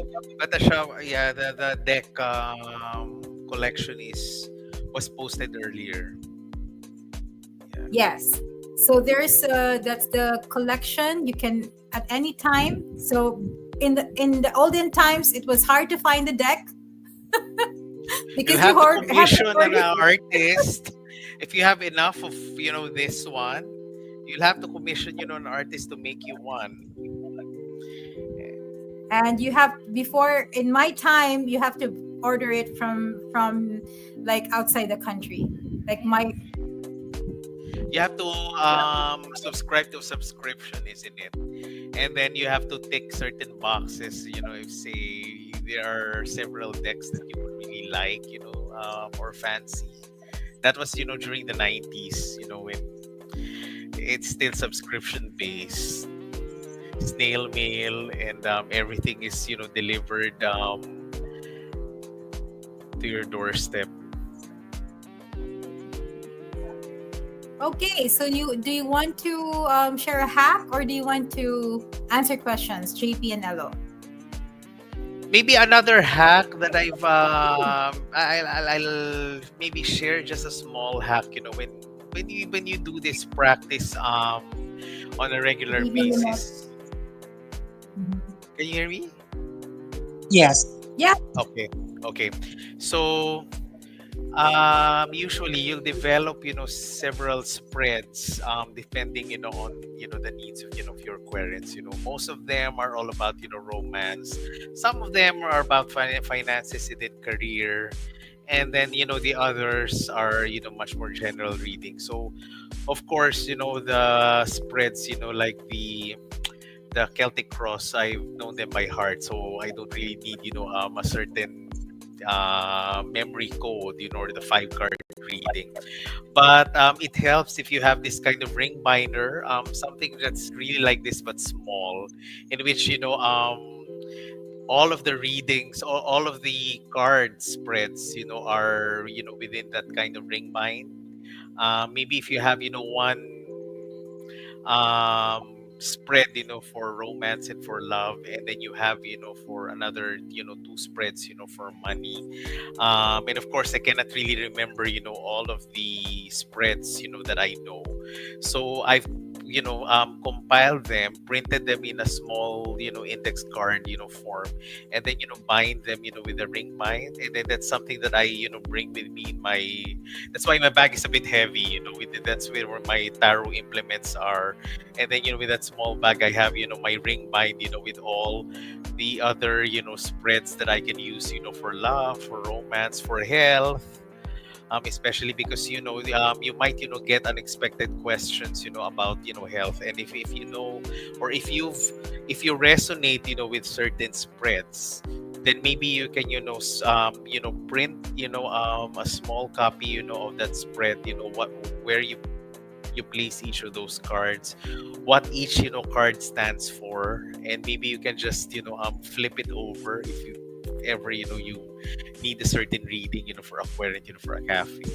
That's a small hack, and I'm a 90s kid, so I'm all about index cards, printing stuff, binding them together. It's a very, nerdy 90s thing, for me. I mean, if you have a very photographic memory, good for you. I mean, if you can, remember, all your spreads. But for someone like me who's, always, on the go, who can't really remember, some of the spreads, that I've learned, from my other teachers as well.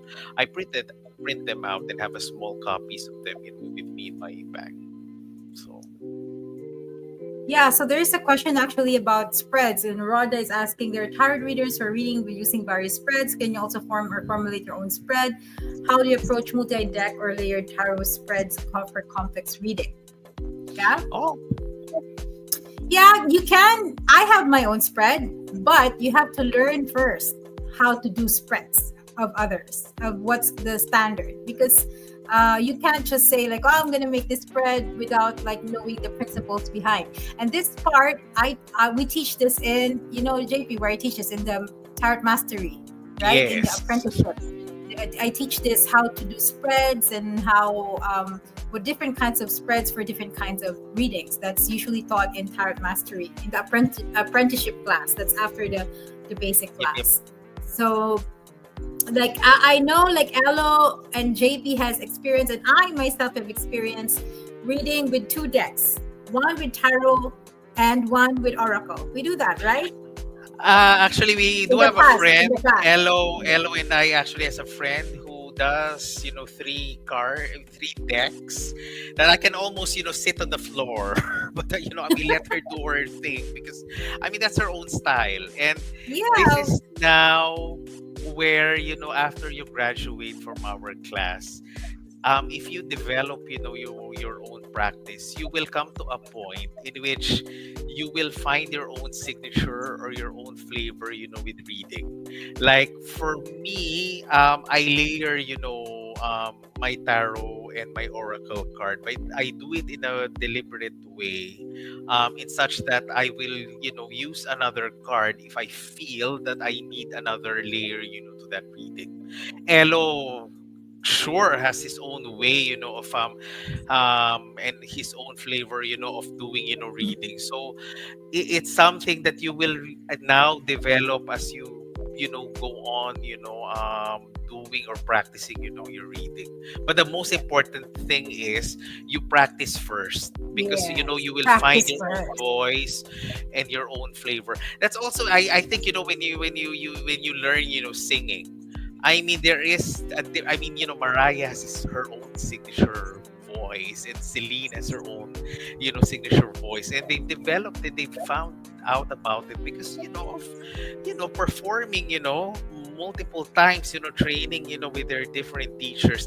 That's not very much different with the tarot itself. So maybe Rods has her own collection of the deck. Maybe we can see you, doing, five deck reading. So maybe we can see ourselves also sitting, on the floor.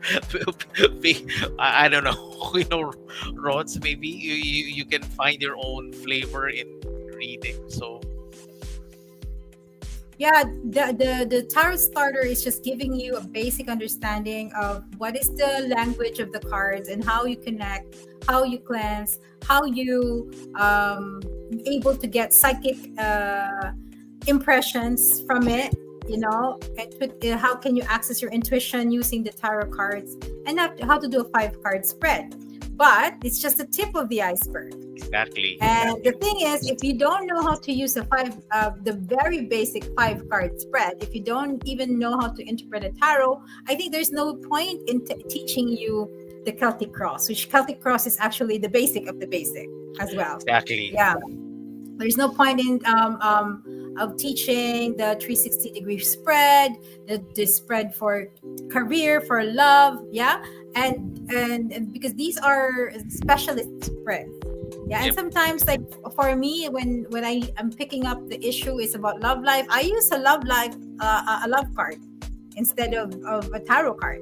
Like sometimes when you are already in that practice, you get the sense already of what's needed. So again, what JP is saying, practice is the key. Hello? Yeah, I also use right now in my practice when I read to people, I use 3 decks, minimum of 3 decks. The reason why it's not because one deck cannot do it. It's just something resonates with you. That's why I agree to what you were saying that the foundation is very important. It's very important. There are things that you can personalize, but there are very universal things and Yeah. universal concepts that one needs to, understand first before so that they be able to start to proceed with their practice. Yeah, so what else? Know yourself. Know yourself, how to practice, Yeah. because how would you know that if you're good at something, How would you know what your signature is? How would you know what your flavor is? How would you know what you could bring to the table? You don't get to know yourself first. So it's very important. Foundations. I think in every aspect, even in religion, even in education, basics or the foundations are very important because not knowing how the mechanics work could be very detrimental in your practice. And yes, you could invent to answer your question directly, you could invent your own spell, but I do encourage you to know the basics first. Like for me, when I read, I don't use any spread anymore unless I'm asked a very specific question. And sometimes I would, because I have to be honest with you guys. Maybe the reason why I'm very resonating with in oracle cards and the tarot so much is because I'm kind of lazy and lousy in memorization. Unlike JP would be very interesting because Grace is very, she has a very strong her talent in tarot cards. So I was able, by virtue of the memory was up, because we were not very good memorization, even with the help of, what's the thing we usually do? Memory. Hello, sorry, your audio is getting a little bit blurry. So can you go a little bit nearer to the mic? Oh, okay, okay. All right, is this There. better? Yep. Yeah. Okay. Yeah, so as I was saying, I'm very lousy with memorization. So, but fortunately, I was able to, practice a lot, and I was able to know what works for me. I was able to know myself what works for me, and yeah, that's very important. It's very important. Also, if I may add, it is very important that you do not compare yourself to other people, like to other leaders, because you will have your own viewer. And Yeah. some you can't help but why is that person like this? Why is that person like that? But if you are able to um, go move forward and see go beyond that, you will realize that every tarot reader has their own thing, has Yeah. their own flavor of saying things. Kaya nga minsan, that's why sometimes we have this, um, like concept of like it's okay to have like second opinions, third opinions, or In because medicine, in health. uh, Yeah. they will have their own perspective, Yeah. That's my me our friend with me, K, call it triangulation. Sometimes you go, to read it. I do it. I do it with you and with Rico sometimes. When I ask something, I would ask your perspective and I would ask his perspective. So we call it triangulation. Trying, because we're like, the blind man and the elephant who understand. Someone, might it's accurate, but maybe he's just grasping, the ears, the elephant. Another blind man is just, grasping the head, and then the other one is the tail. But all of you are correct. All of you are tapping, into that reality. It's just at a different aspect of reality, and that's why you also need. It would be helpful if you are also into a community of readers. Sometimes because you cannot do it alone, so you also know it would also be helpful if you have that encouragement, from fellow readers as well. Yeah. So, thank you for sharing JP and Elo. Nawala naman si Elo again. Yeah, it's Yeah. like that. You can just pop in again. Yeah, there is. Let's try this question. It's an interesting question. Then after that I will tell a Really. like I will share a tarot hack too. Sherwin is asking, are there any topics that should be avoided in tarot reading? Yeah, it's a very interesting question because It yes. is. What is your take on this, JP? um First, there is really no, absolutes in anything. Everything is always within, a certain perspective.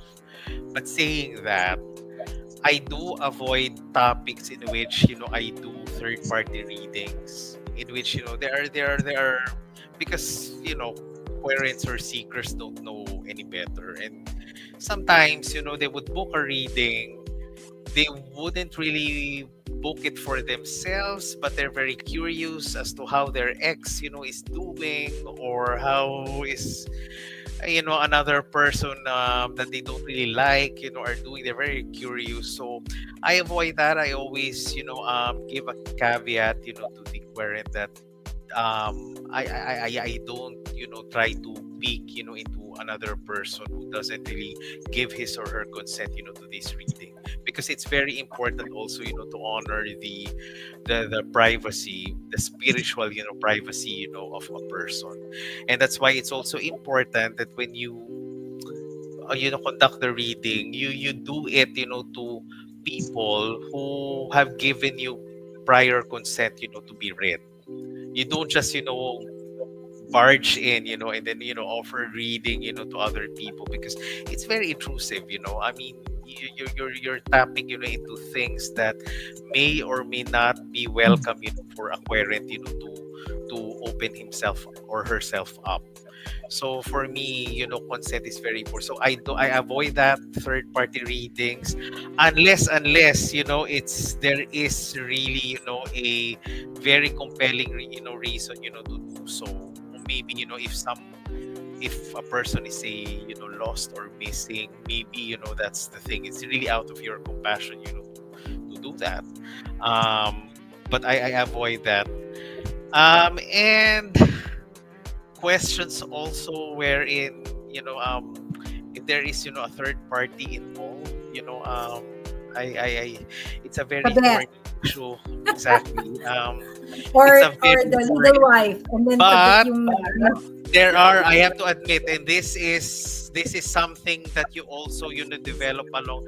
I play it by the ear, because there are certain circumstances, and I won't really give you a very straightforward answer, because, as I said, I played it by the ear, in which there is really confirmed, third party, and it was revealed because there is a child that was born out of it, and they have now to contend, with the implications, because there is, a love child. And so I didn't really regret on that, but because the querent also is very into it, she's kind of picking it up. And then it was eventually, it was really confirmed that there is, but I do it very, very, very, very, very, very rarely.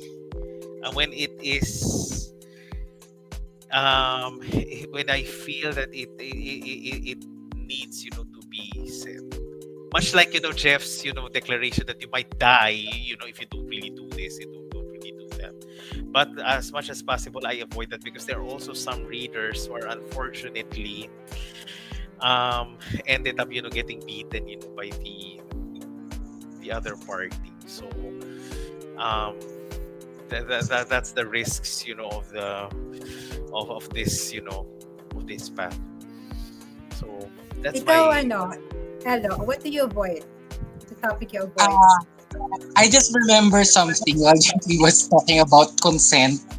There are two instances that that happened to me personally, happened to me regarding the consent. One happened like two or a day ago, and JP knows this. JP can attest to this. We were talking about someone in the Buddhist community, and then I was like thinking about him, and then suddenly I saw things downloaded into me. Things that I wasn't supposed to see. And I was telling JP about it. Like, this guy is like this guy is like this. And my bad, really, because I didn't realize that I'm already at the point of spying on him. So what happened to me, like, we were talking about that guy, um, well, but just to be clear, we're not talking about to harm the guy, okay? To spy about the guy, but we were just try um to understand Try to understand really the guy in question. to understand the guy. But my bad, because I wasn't able to. Sometimes when you read, sometimes things just pop up in your head, download in your head, and my bad for like, I could have done it better. Like, I could have not said to JP what I said, because if it downloaded to me, I have a choice whether to share it to JP. Sure. But I was like, how do you say this? Nadala ng You were emotion. carried you were carried I was away, sorry, by guys. the reading. Yeah. So I told JP what I saw, to the point of very personal details already. So after that, I slept. because it was night when we were talking about that guy. I slept, and around 3 a.m. I felt a wet towel hit me on my on my chest, and then I remember that guy, and I remember the I got a download like reprimanding me. Did you remember your vow not to spy on people? Did you remember how you reminded other people not to spy with people? And I just use your ability to spy on that person. Oh my god! So I was like I PM JP 3 o'clock in the morning. JP, I think I got reprimanded for saying conveying these things to you and all that. And JP was like, okay, do this matter and do this. So short story, it was a very bad feeling because I felt like I betrayed the gift that was given to me. Because I believe being able to read for people is a gift, and I'm human, and though at my best, I wouldn't want to do that, but I was just carried away. So yeah, that's one thing. And one more That's thing, this lesson learned, happened. right? That's lesson Something learned as happened, well. Tom, Yeah, that's yes. lesson learned. And one other thing I remember regarding that same topic is I have a friend who asked me for a reading, and then he was asking uh like an ex that he had. And I told him that we don't do espionage. We just gonna have to ask intentionally ask what you need to know about that person. Okay, so I was reading for that friend of mine, and I was journeying. In my journey, I came into a huge mansion with a huge gate, and then as I was approaching that gate, I forgot what animal is this, but it's like half human, half animal, and he has a huge axe. And he was like, "What are you doing here?" And I was like, "Ha, sorry, I don't have any ill intention. I'm just reading for my friend. I was just reading for my friend, and he was asking me about this other guy, his ex." And then the I'll call it like the guardian. The guardian told me, "Go back. You cannot go any further." And then I was like, okay, I'm very sorry again. And then so I went back, and then I asked my friend, "Oh my god, who is this person? Is this person a practitioner?" And he was like, "Yes, he is." "Why didn't you tell me?" Because I was like, "Oh my god, I was already there." And if I didn't proceed with caution and with all respect about reading for that other person, because I said, that guardian believed me, because even before the reading, I remember I set the intention that I am not here to spy about that person. I'm just here to know what is the universe is allowed to let us know about this person. So I proceeded with respect, and that guardian entity believe me, because it's true. It was my intention. So can you imagine if I didn't do that? He might have, I might have been attacked, and I feel that that guardian is very powerful. The energy is very powerful. He's huge, gigantic, and he has a huge axe. He's just looking at me. What are you doing here? And he just appeared like in front of me. I don't have any way to escape. So yeah, those are two real life experience that I can share about having the discernment, the respect, the due diligence on asking the readers to read about other person. Yes, that's it. Thank you so much. I'm happy because I don't have to answer anymore. They've said it all. And of course, like what one thing that I can add is about death. Death is a really hard, Yeah, especially the death of somebody else. If you're asking about your death, I would tell you straight. But if it's death of somebody else, it's also something that we are not privy to, because that's their information, and that's the reason why, even in the Akashic readings, you're not allowed to ask about what other people's destinies are. Yeah. So usually in third parties, what I do is I skip this level and I go to destiny. What's the destiny? Sometimes we can't like judge, like even if you feel compassionate that you're the really the original, but sometimes there are things that in terms of destiny we can't really control. yeah, exactly. And so The I karmic there rules. I will be very honest in terms of there are a lot of kabits who does reading, and I I'm non-judgmental. I have no judgment about that, because sometimes our love destinies are different. Yeah. It's not the way Yeah. that we wanted and planned in this lifetime. So that's what just I wanted to add. Okay, so let me share now a new hack, and I want to share a story. A long time ago, when I was still young, hopefully, um, the Spirit Questers had a tarot or festival, or usually like now honoring Tony Perez life. Like he has books that was in fully booked, and usually during Halloween, to promote his books, what we do is we do tarot reading. When somebody buys a book of Tony in fully booked, we give them a reading. Oh. That was the promotion of Anvil Publishing before. Yeah. So we were the readers. And at that time, I was kind of, although I was reading for my friends for a very long time, but it wasn't like this serious. Yeah. So, and it was the Spirit Questers, and I was just new at that time, very very new, and I just had a formal training with them one time, and that's it. Then we're kind of like, yeah, you can now read for the masses. And like, oh my god, like The so for the baptism of fire. entire week, I like rallied all my colleagues in my work, and I was practicing with them. Come on, I'm gonna read you just for practice, because I want to be sure that what I'm gonna do in fully book is something that will give justice, to people. And so when I was in that tarot festival, I did good. I did fairly well, but I was stressed. Like I was like all of the Have sweat you and the have you perspiration, because remembered how many queries have you read at that time? Can you still recall more or less? maybe 10, maybe 8 to 10 at that time, that night. Yeah, but after that, like years, I told you, we were the maximum I've read is 200 plus in one sitting. Yeah, in Wow. Araneta. But the thing is, like like at that time, I was like, I did well, but I was really stressed. Why? Because there are people that that are blocked. There are people kind of test you as well, right? And the thing is, our senses, like when our state is not good, if we're in a stressed state, Exactly. especially when we lack confidence, then it's not a good reading, really.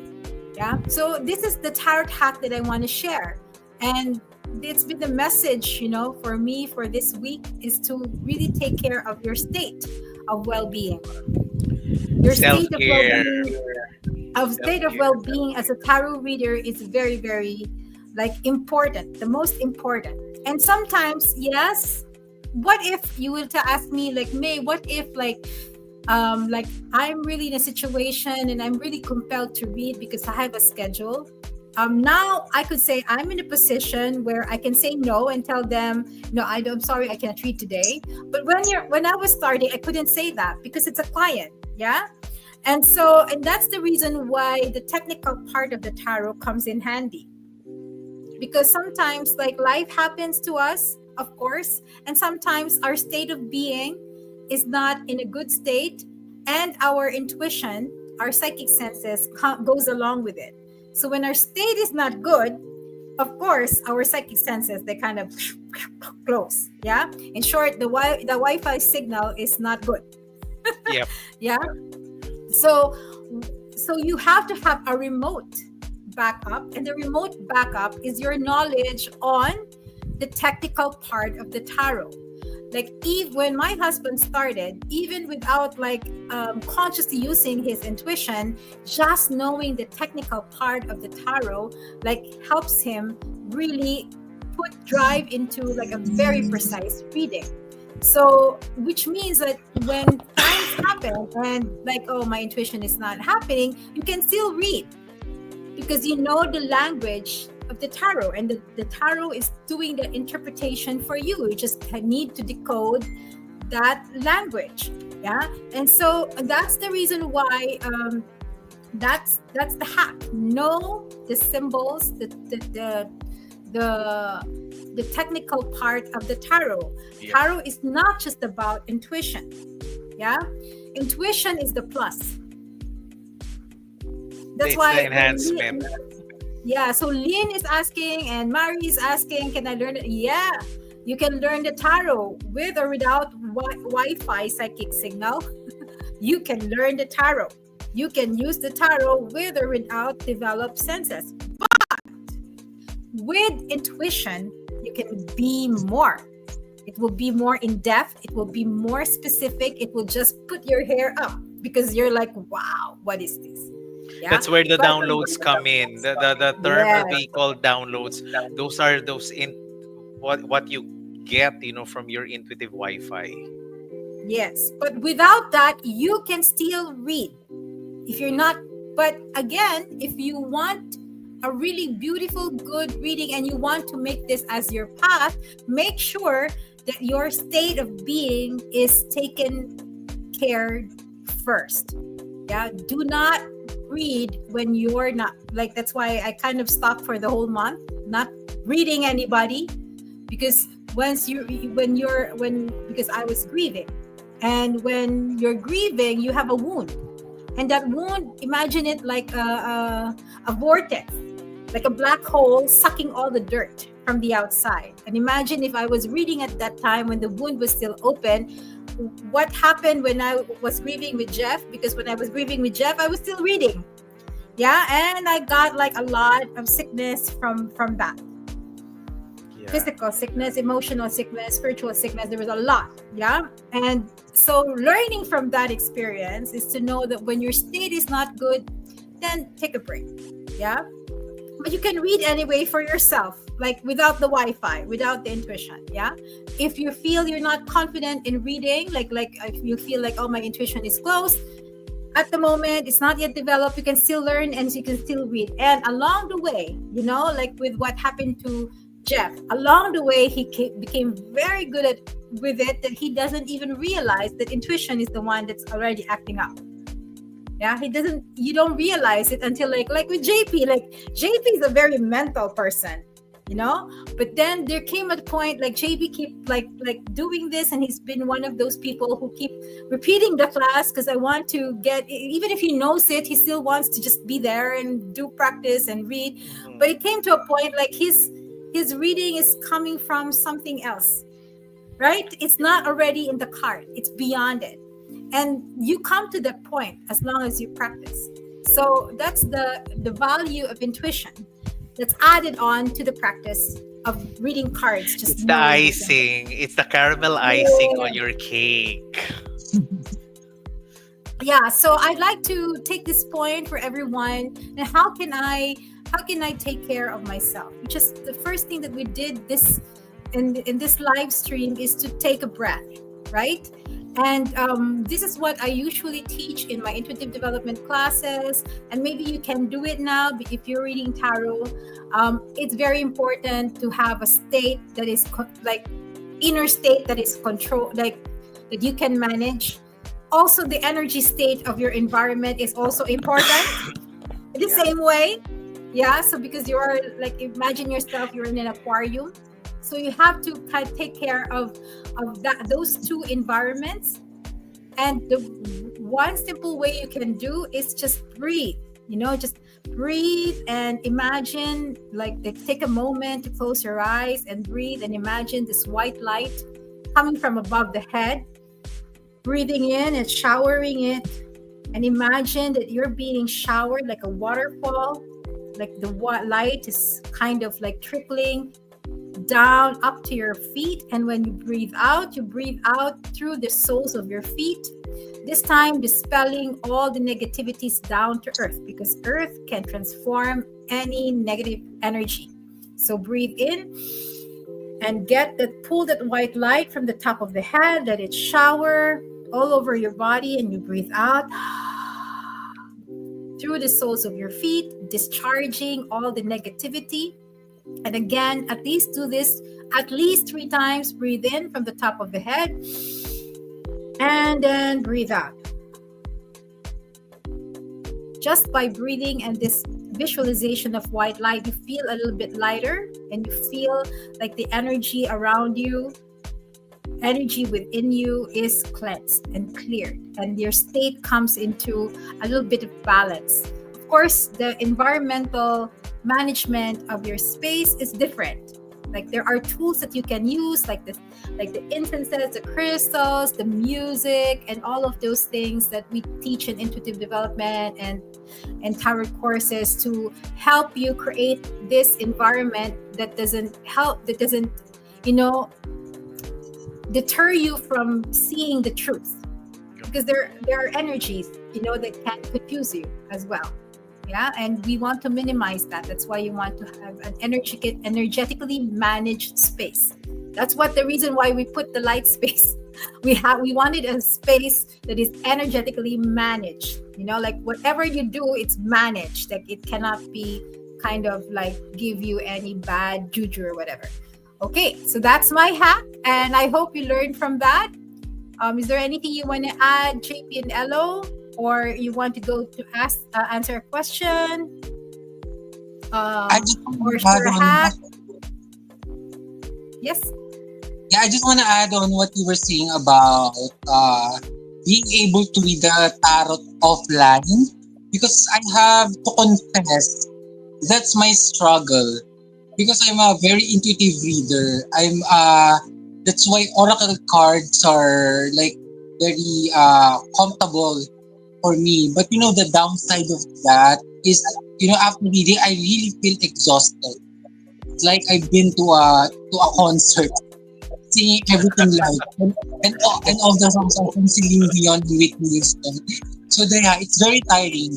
So I think personally I thank you for reminding me of that. That I need to be able to learn ways to conserve my energy, because I cannot read for a lot of people. I cannot read I'm very behind sometimes when it comes to readings, and I'm not in a good position in my life. So yeah, thank you for that. And yeah, I would like to emphasize that. That that's the advantage of learning technicalities of the talent. Like even if you're off grid, you'd still be able to do. It's something that I'm gonna practice as well. Yeah. You're gonna use your Osho Zen again, Elo. Are you For gonna use your Osho Zen again? Because that's what I always associate Elo with Osho Zen as well. That's the yeah, first because card that I saw, with Elo when I was starting out. It's the Osho Zen. I always associate it with Elo. Oh, he froze. I think, yeah. Yeah. Okay. Let me share the stories of others that their entries. Very interesting. Rod's story is the current has recently but prematurely embarked on a new journey, like a job, but without proper preparation, like deep knowledge and training about the work. The situation that the current is in now was heavily influenced by the challenges in his household. In the future, though, the current will be able to adjust the situation, having learned more about the job and received for trainings and mentorship. Yeah. Okay. And then Diana's entry. Presently, you are thinking of a venture with lots of options. A family-themed business is preferable, as this will give you a more satisfying outcome. Ask questions that will give you more clarity on the business you intend to pursue. That's Diana's entry. Okay, and then there's the third entry, another entry by Joanna. First card about the past of the person who grew up with loving parents, good, strong family foundation. Second card about the present. The person is on his own, battling his own challenges in life, but with a strong foundation. The person is able to rise to challenges. Third, future, there will be an upcoming battle that will be difficult to balance. The person needs to tread carefully the decision making by trying to balance the whole situation. Okay, thank you, Joanna Mellis. And then Zion said that he sent entry. It's very long. I read it You read it, okay. already. Yeah, it's very long. So what I can do is message we will have to deliberate on this, and then we will Yeah, post here definitely. after after this live stream, like who has the best story that we can give some prizes to. Yeah. Okay. Good. So there is a question here about, and so we've been 2 hours and 30. Again, JP, as usual, we do overtime. It is We're very supposed to do the, interesting, you know. Um, yeah. when you're I passionate have, about something, time flies fast. yes. Okay. So maybe we can give like a few minutes more. If you have questions about how to read tarot, this is your chance and opportunity to ask Yeah. us for free. Yeah. Or else you go to the course. Sorry. Yeah. You can ask now. So Rod is asking, how can you could you continue learning and evolving in your tarot practice? It's very, that's there's a reason why it's called a practice, because you practice. You That's how you continue to do evolve it and again learn. and again. Do it And then with do all, yeah. Yes, JP? and then don't be also afraid, to also get the perspectives, of different teachers as well. Like in my case, I do read and get some insights, from the likes of Mary Greer, Benebel Wen, especially Benebel. I mean, she's my idol, when it comes, to not just actually with tarot practice, but with divination. And then Mary K. Greer, really salute, her very uh very scholarly approach, with tarot, and her contemporary Rachel, the one who made the 78, wisdom of the tarot, which she also unfortunately passed away, a few years ago. So she's also one of our um, teachers, that we that we pay homage. And then yeah, and then also it also helps, if you're very passionate, about it. Like maybe because I just really like, tarot decks, the artwork, behind it. So maybe that also keeps on motivating me, to discover a lot more about, the tarot. Yes. And that's what I like about JP. And that's why, like, of all the students, like, he's now with me teaching this course because, like, he never stops learning. And the thing is, like, I remember JP asking me, "Can I learn from this person?" And learn. I said, and I told him, like, "Yeah, by all means. Like, I can. Me as a teacher, I can only teach you as much. I can teach you up to the beginning. I can develop you. But of course, there are other teachers, wonderful teachers out there as well, that you can get more things, more styles. That I cannot teach, and that is his journey. Like, he's come into different teachers, and it is because my aim is for you to become more than I am. And if you become more than I am, then I am already grateful that I've done my part. Yeah. So that's one thing. You continue learning, continue practicing, continue evolving. And the good thing is that, like, recently, like, we have this like, this program has been there, not in an apprenticeship form, the tarot mastery, but now it's there. The apprenticeship is now there, available, which on those who have taken the course, we will be meeting on, like, a certain date already for this. And this will encourage, not this will teach you, not only I will not be the only teacher in this apprenticeship program. There will be other teachers like JP and two other teachers who will be kind of helping you, mentoring you as well through this journey, because there are different aspects of tarot. There's the technical part, there's the appreciation part, like what JP, like, appreciates so much different modalities of tarot, because tarot is not just rider waite. There is tarot creation, there's intuitive tarot, and there's tarot magic as well. So there's still a lot, Rhoda. Like, just continue practicing and learning and evolving, and, like, you will, before you know it, like, you will get to a place where, yeah, I'm a little bit confident to do this for others. Yeah. So that, of course, having an open mind, and this is the blockage of every tarot reader spiritual practitioner is when they think they know enough. Oh yeah. That's the very block that you kind of every practitioner, everybody's block, actually, not just for spiritual practitioners. Everybody's block is saying is when you've felt that I have know everything. Nobody knows Exactly. everything. I'm sorry, my dear. So like as what we know from, like JP and I know from time 10 years ago is totally different now, that we have to relearn things, Yeah. right? So like once you have that kind of attitude, or even if you already know how to do tarot, why should I need to learn? Because you want to learn more, you want to be more. Maybe there's something else that's there for you.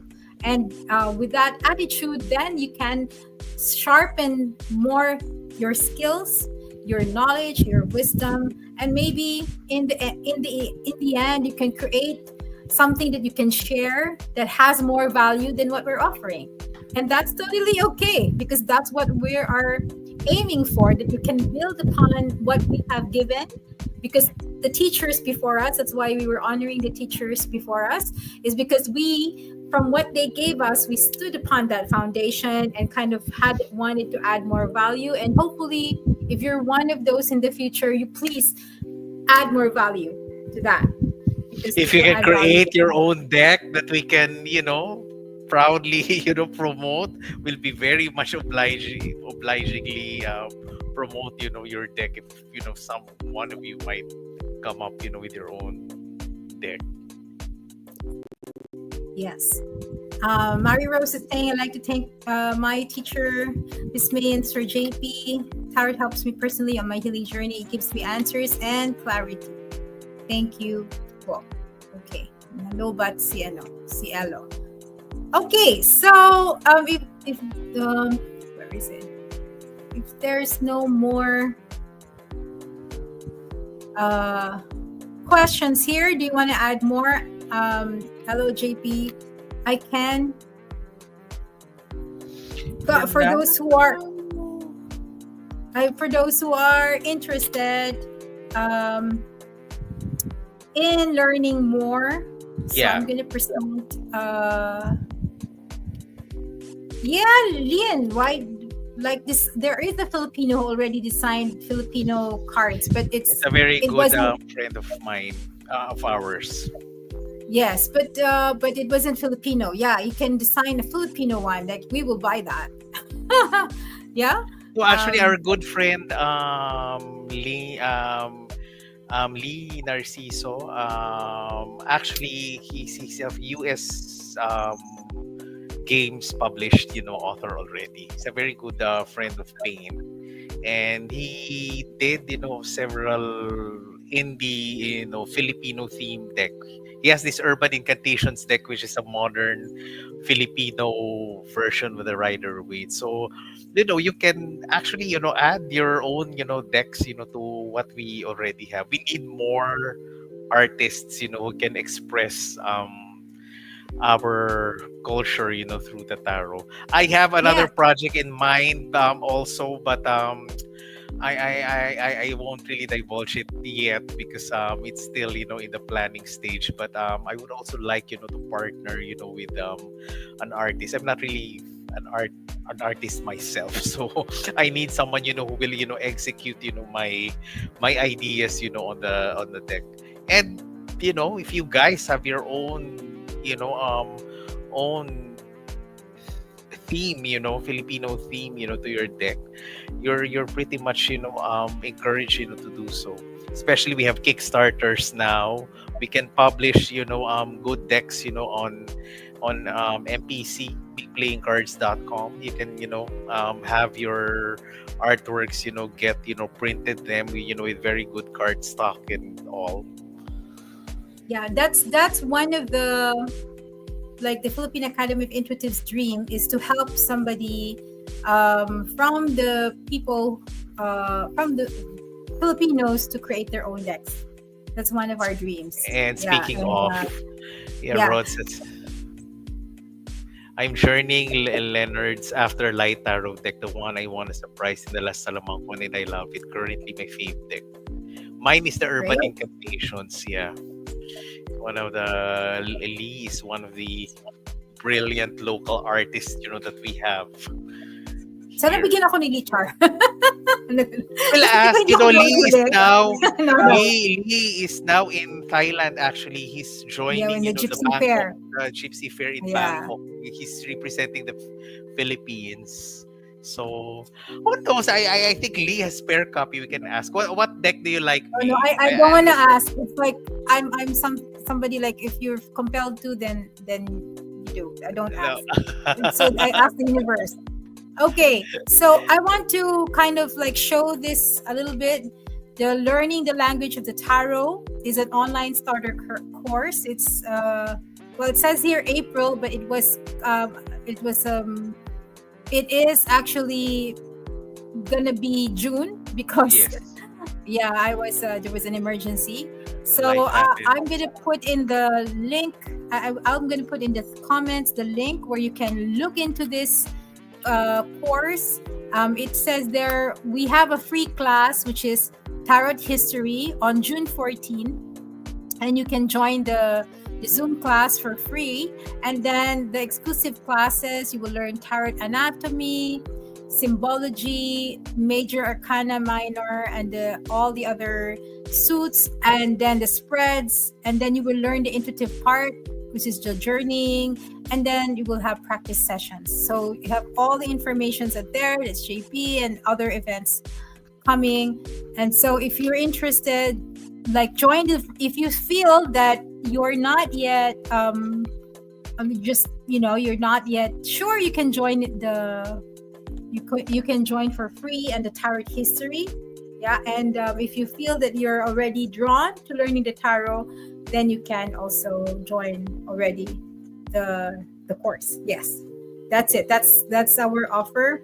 And continue commenting if you have questions here in the thread of Yes, the even after Tarot our Academy. live, even after our live ended, we will try, to get back, to your questions. Yes. So what is Ella?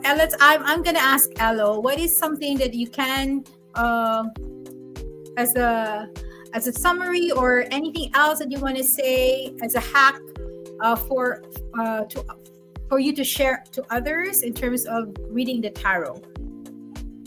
Elo, are you there? Yes, I'm here. I'm still Okay. thinking. I know. What else? I think I was able to see unless something uh came up or come up. So yeah, like right now I cannot think of anything unless I'm asked a question. Do you guys have any question? How about Miss May? Do you have any questions or GP or The question is, what is the most important thing that people need to know about when they want to learn or read tarot? okay? How about this? I think this is very important because this is something that I really practiced ever since I was starting. You know, I think integrity and is very important. Um, as you move forward with your practice, with your tarot practice,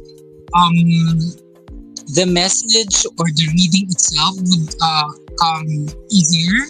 But you know what something that doesn't get easier by time is your integrity as a reader, because as a reader it is very natural for the reader to feel the need to be right. It's also my dilemma, like whenever I go for tarot reading or for like a Zoom meeting like this, like mass tarot reading, I always remind myself uh, that this is not for me. That I'm doing this for the people that I'm reading to. And then when I overcome that ego trap, the message will just come naturally. So I think it's very important. It's very important to go beyond ourselves and look for the purpose of what we're doing. Motivation, in short, your motivation for doing what we're doing. And the integrity of doing it. Hello, nawawala yung audio mo minsan. Can you like Hello, mic test, test. yes, that's better. Yeah, so as I was saying, the motivation for reading and the integrity, being able to set aside our ego is very important whenever we are reading for someone, because we will always there's always the temptation and the need to be right, but once we get over that, we just, the message, the answers will just come naturally, and we will be able to connect to your current more. So that's it, Miss me. Thank you, Elo. How about you, JP? If if others, can learn the tarot, then so do you. That's the most simplest thing that I can, I can impart, in this class. You can do it. If others can, so do you. Okay. Thank you, JP. For me, the tarot cards have been a part of my life since I was very young. And there are various reasons why I did it. Some for fun, some for pabibo sa classmates, some for service, yeah. And but what is the most important part, where not only as a tarot reader, but as an intuitive reader, is what am I doing this for? Yeah, and like I teach students, and I do this every time, is to consecrate, meaning to offer everything that you do for God to your concept of divinity. That alone, like when you are positioning yourself in the stream of grace as a vessel and instrument of divine grace, that miracles happen. Like even if you don't know how to read a tarot, suddenly you will be able to interpret tarot. Even if you don't know how to heal, then suddenly you can heal. So that is the most important thing that I want to share as a hack to everybody, to put yourself in a stream of divine grace, to be an instrument and a tool, and to remember I am just a tool and I'm just an instrument. And with that, with what Elo said, it also kind of make your ego step back. That it's not me. I'm just I'm stepping. My ego is stepping back and allowing the light of God to come through me, and that I can learn anything, as what JP said. So that I want to share as the best hack that you can ever have. There were times in my life where people asked my help, and I just pray. Well, at 8 years, at 6 years old, I was already healing JP and Wow. Elo. And I don't know what I was doing. I was just praying. Like, God, like they think I can heal. So, That's the hard uh, like, please heal this person. I just pray that. And they tell me that they get healed. So like from then on, I kind of realized like, okay. Like I just pray to God and I say, and then things happen. So that miracles happen when you put yourself in the position of the stream of divine grace. And may pahabol pa si Janelle. Yeah. Let's flash. Yeah. What should I do? For example, ganda na sana ng ending ko eh. Just kidding. Walang ganon. What should I do, for example, starting to learn tarot when I'm having hard time interpreting a spread? Like that, it comes to mind when I try to read the cards. Well, that's when the technical comes in handy. The technical part comes in handy, Janelle. When there's nothing happening in your intuition, then you read it technically, and it's the same. It's just that the technical will be a little bit more big picture, or not as specific as intuitive reading. That's the difference. Intuitive reading is more personal, meaning personal information about the person you're reading for. But just the same, just with the technical symbolism, knowing them, already you can interpret the card using the technical. So that's why it's important to learn the technical part of the tarot. Does that answer your question? Agree naman kayo? Oh yeah. true, Yeah. true, true. Janelle now is apologizing. No, it's okay, It's Janelle. We're just okay. joking. Yeah, I'd like to thank you din si Vicky Perez. Okay. Yes, it's from Star From Guys Star Nation. G's. Oh, Star G's, Kate J. Star Okay, G's. at the Okay. bar. Yeah. Okay, so thank you very much to everybody who's joined us for almost 3 hours, chikahan with us on tarot reading hacks. Again, you can still ask questions, and yes, join us again in Zoom this time for the if you are very interested on the history of tarot cards, where it came from. Those things are usually not discussed, di ba? Like a Yep. lot of people just do the tarot and they don't know where it came from. You ask them. And the reason why we want to share that is so that you get an awareness and understand like what am I dealing with? Why is this considered bad? Yeah, those are the questions we will why is it scary? Why people are like scared of this? Yeah, because actually It's it's not. getting to know, the your deck, the tarot by itself. It's like having a date, with the tarot, getting to know the tool. What is its history behind? Mhm. Di ba kapag nakapag-date ka, taga saan ka? Saka Exactly. Where pinanganak. are you from? Who's your family? Oo. Anong Yeah. nangyari sa'yo? Yeah. What Mm, happened to you? Why you turned out like that? Yeah. yeah. Exactly. Okay. Thank you so much. There's a lot of thank you. And yeah, click the link and you can join the live, the Zoom Zoom. for the next time, for the next schedule.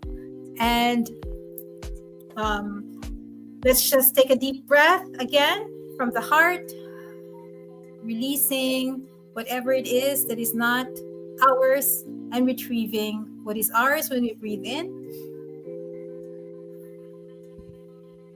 letting this exchange enrich us, help us be aligned to our purpose, be a better person,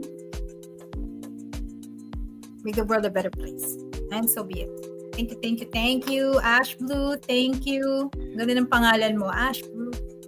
Yeah. And of course, Sige. Lean, ano ka na? Pasok ka na sa ano. Do the tarot course, and so that you know the basics of the tarot, then it's easier for you to create your deck. Yeah. Yep. And we wish that you can create that.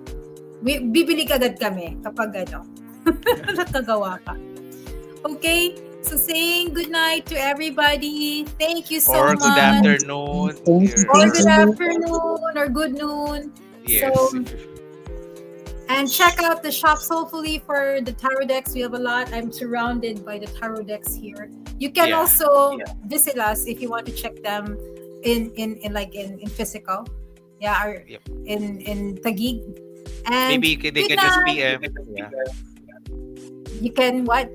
PM. They can PM if they want, to visit. Yes, and also you can book a reading with JP and Elo and all the other practitioners of Light Space. Yep. I will share the link later because I don't have it. But you can, like, if you want to book a reading or book a healing session, it's still there's a booking form for that, and they're very like if you see they're very good tarot readers. I'm so happy and proud that like I can go to Elo and JP. I went to them and approached them when I was grieving because sometimes even if you're a tarot reader, it's better to have somebody. That was the whole purpose. I am training others so that I can get a reading The because nobody reads for me. community, the importance of community Yeah, of fellow readers as well, because yeah. you have a support group that you can also go to. Yes. Thank you so much and good night. Thank you, Elo. Thank you, Thank you JP. very much. Thank you, Night, everyone. night, or good Bye. Good night. afternoon, or good noon.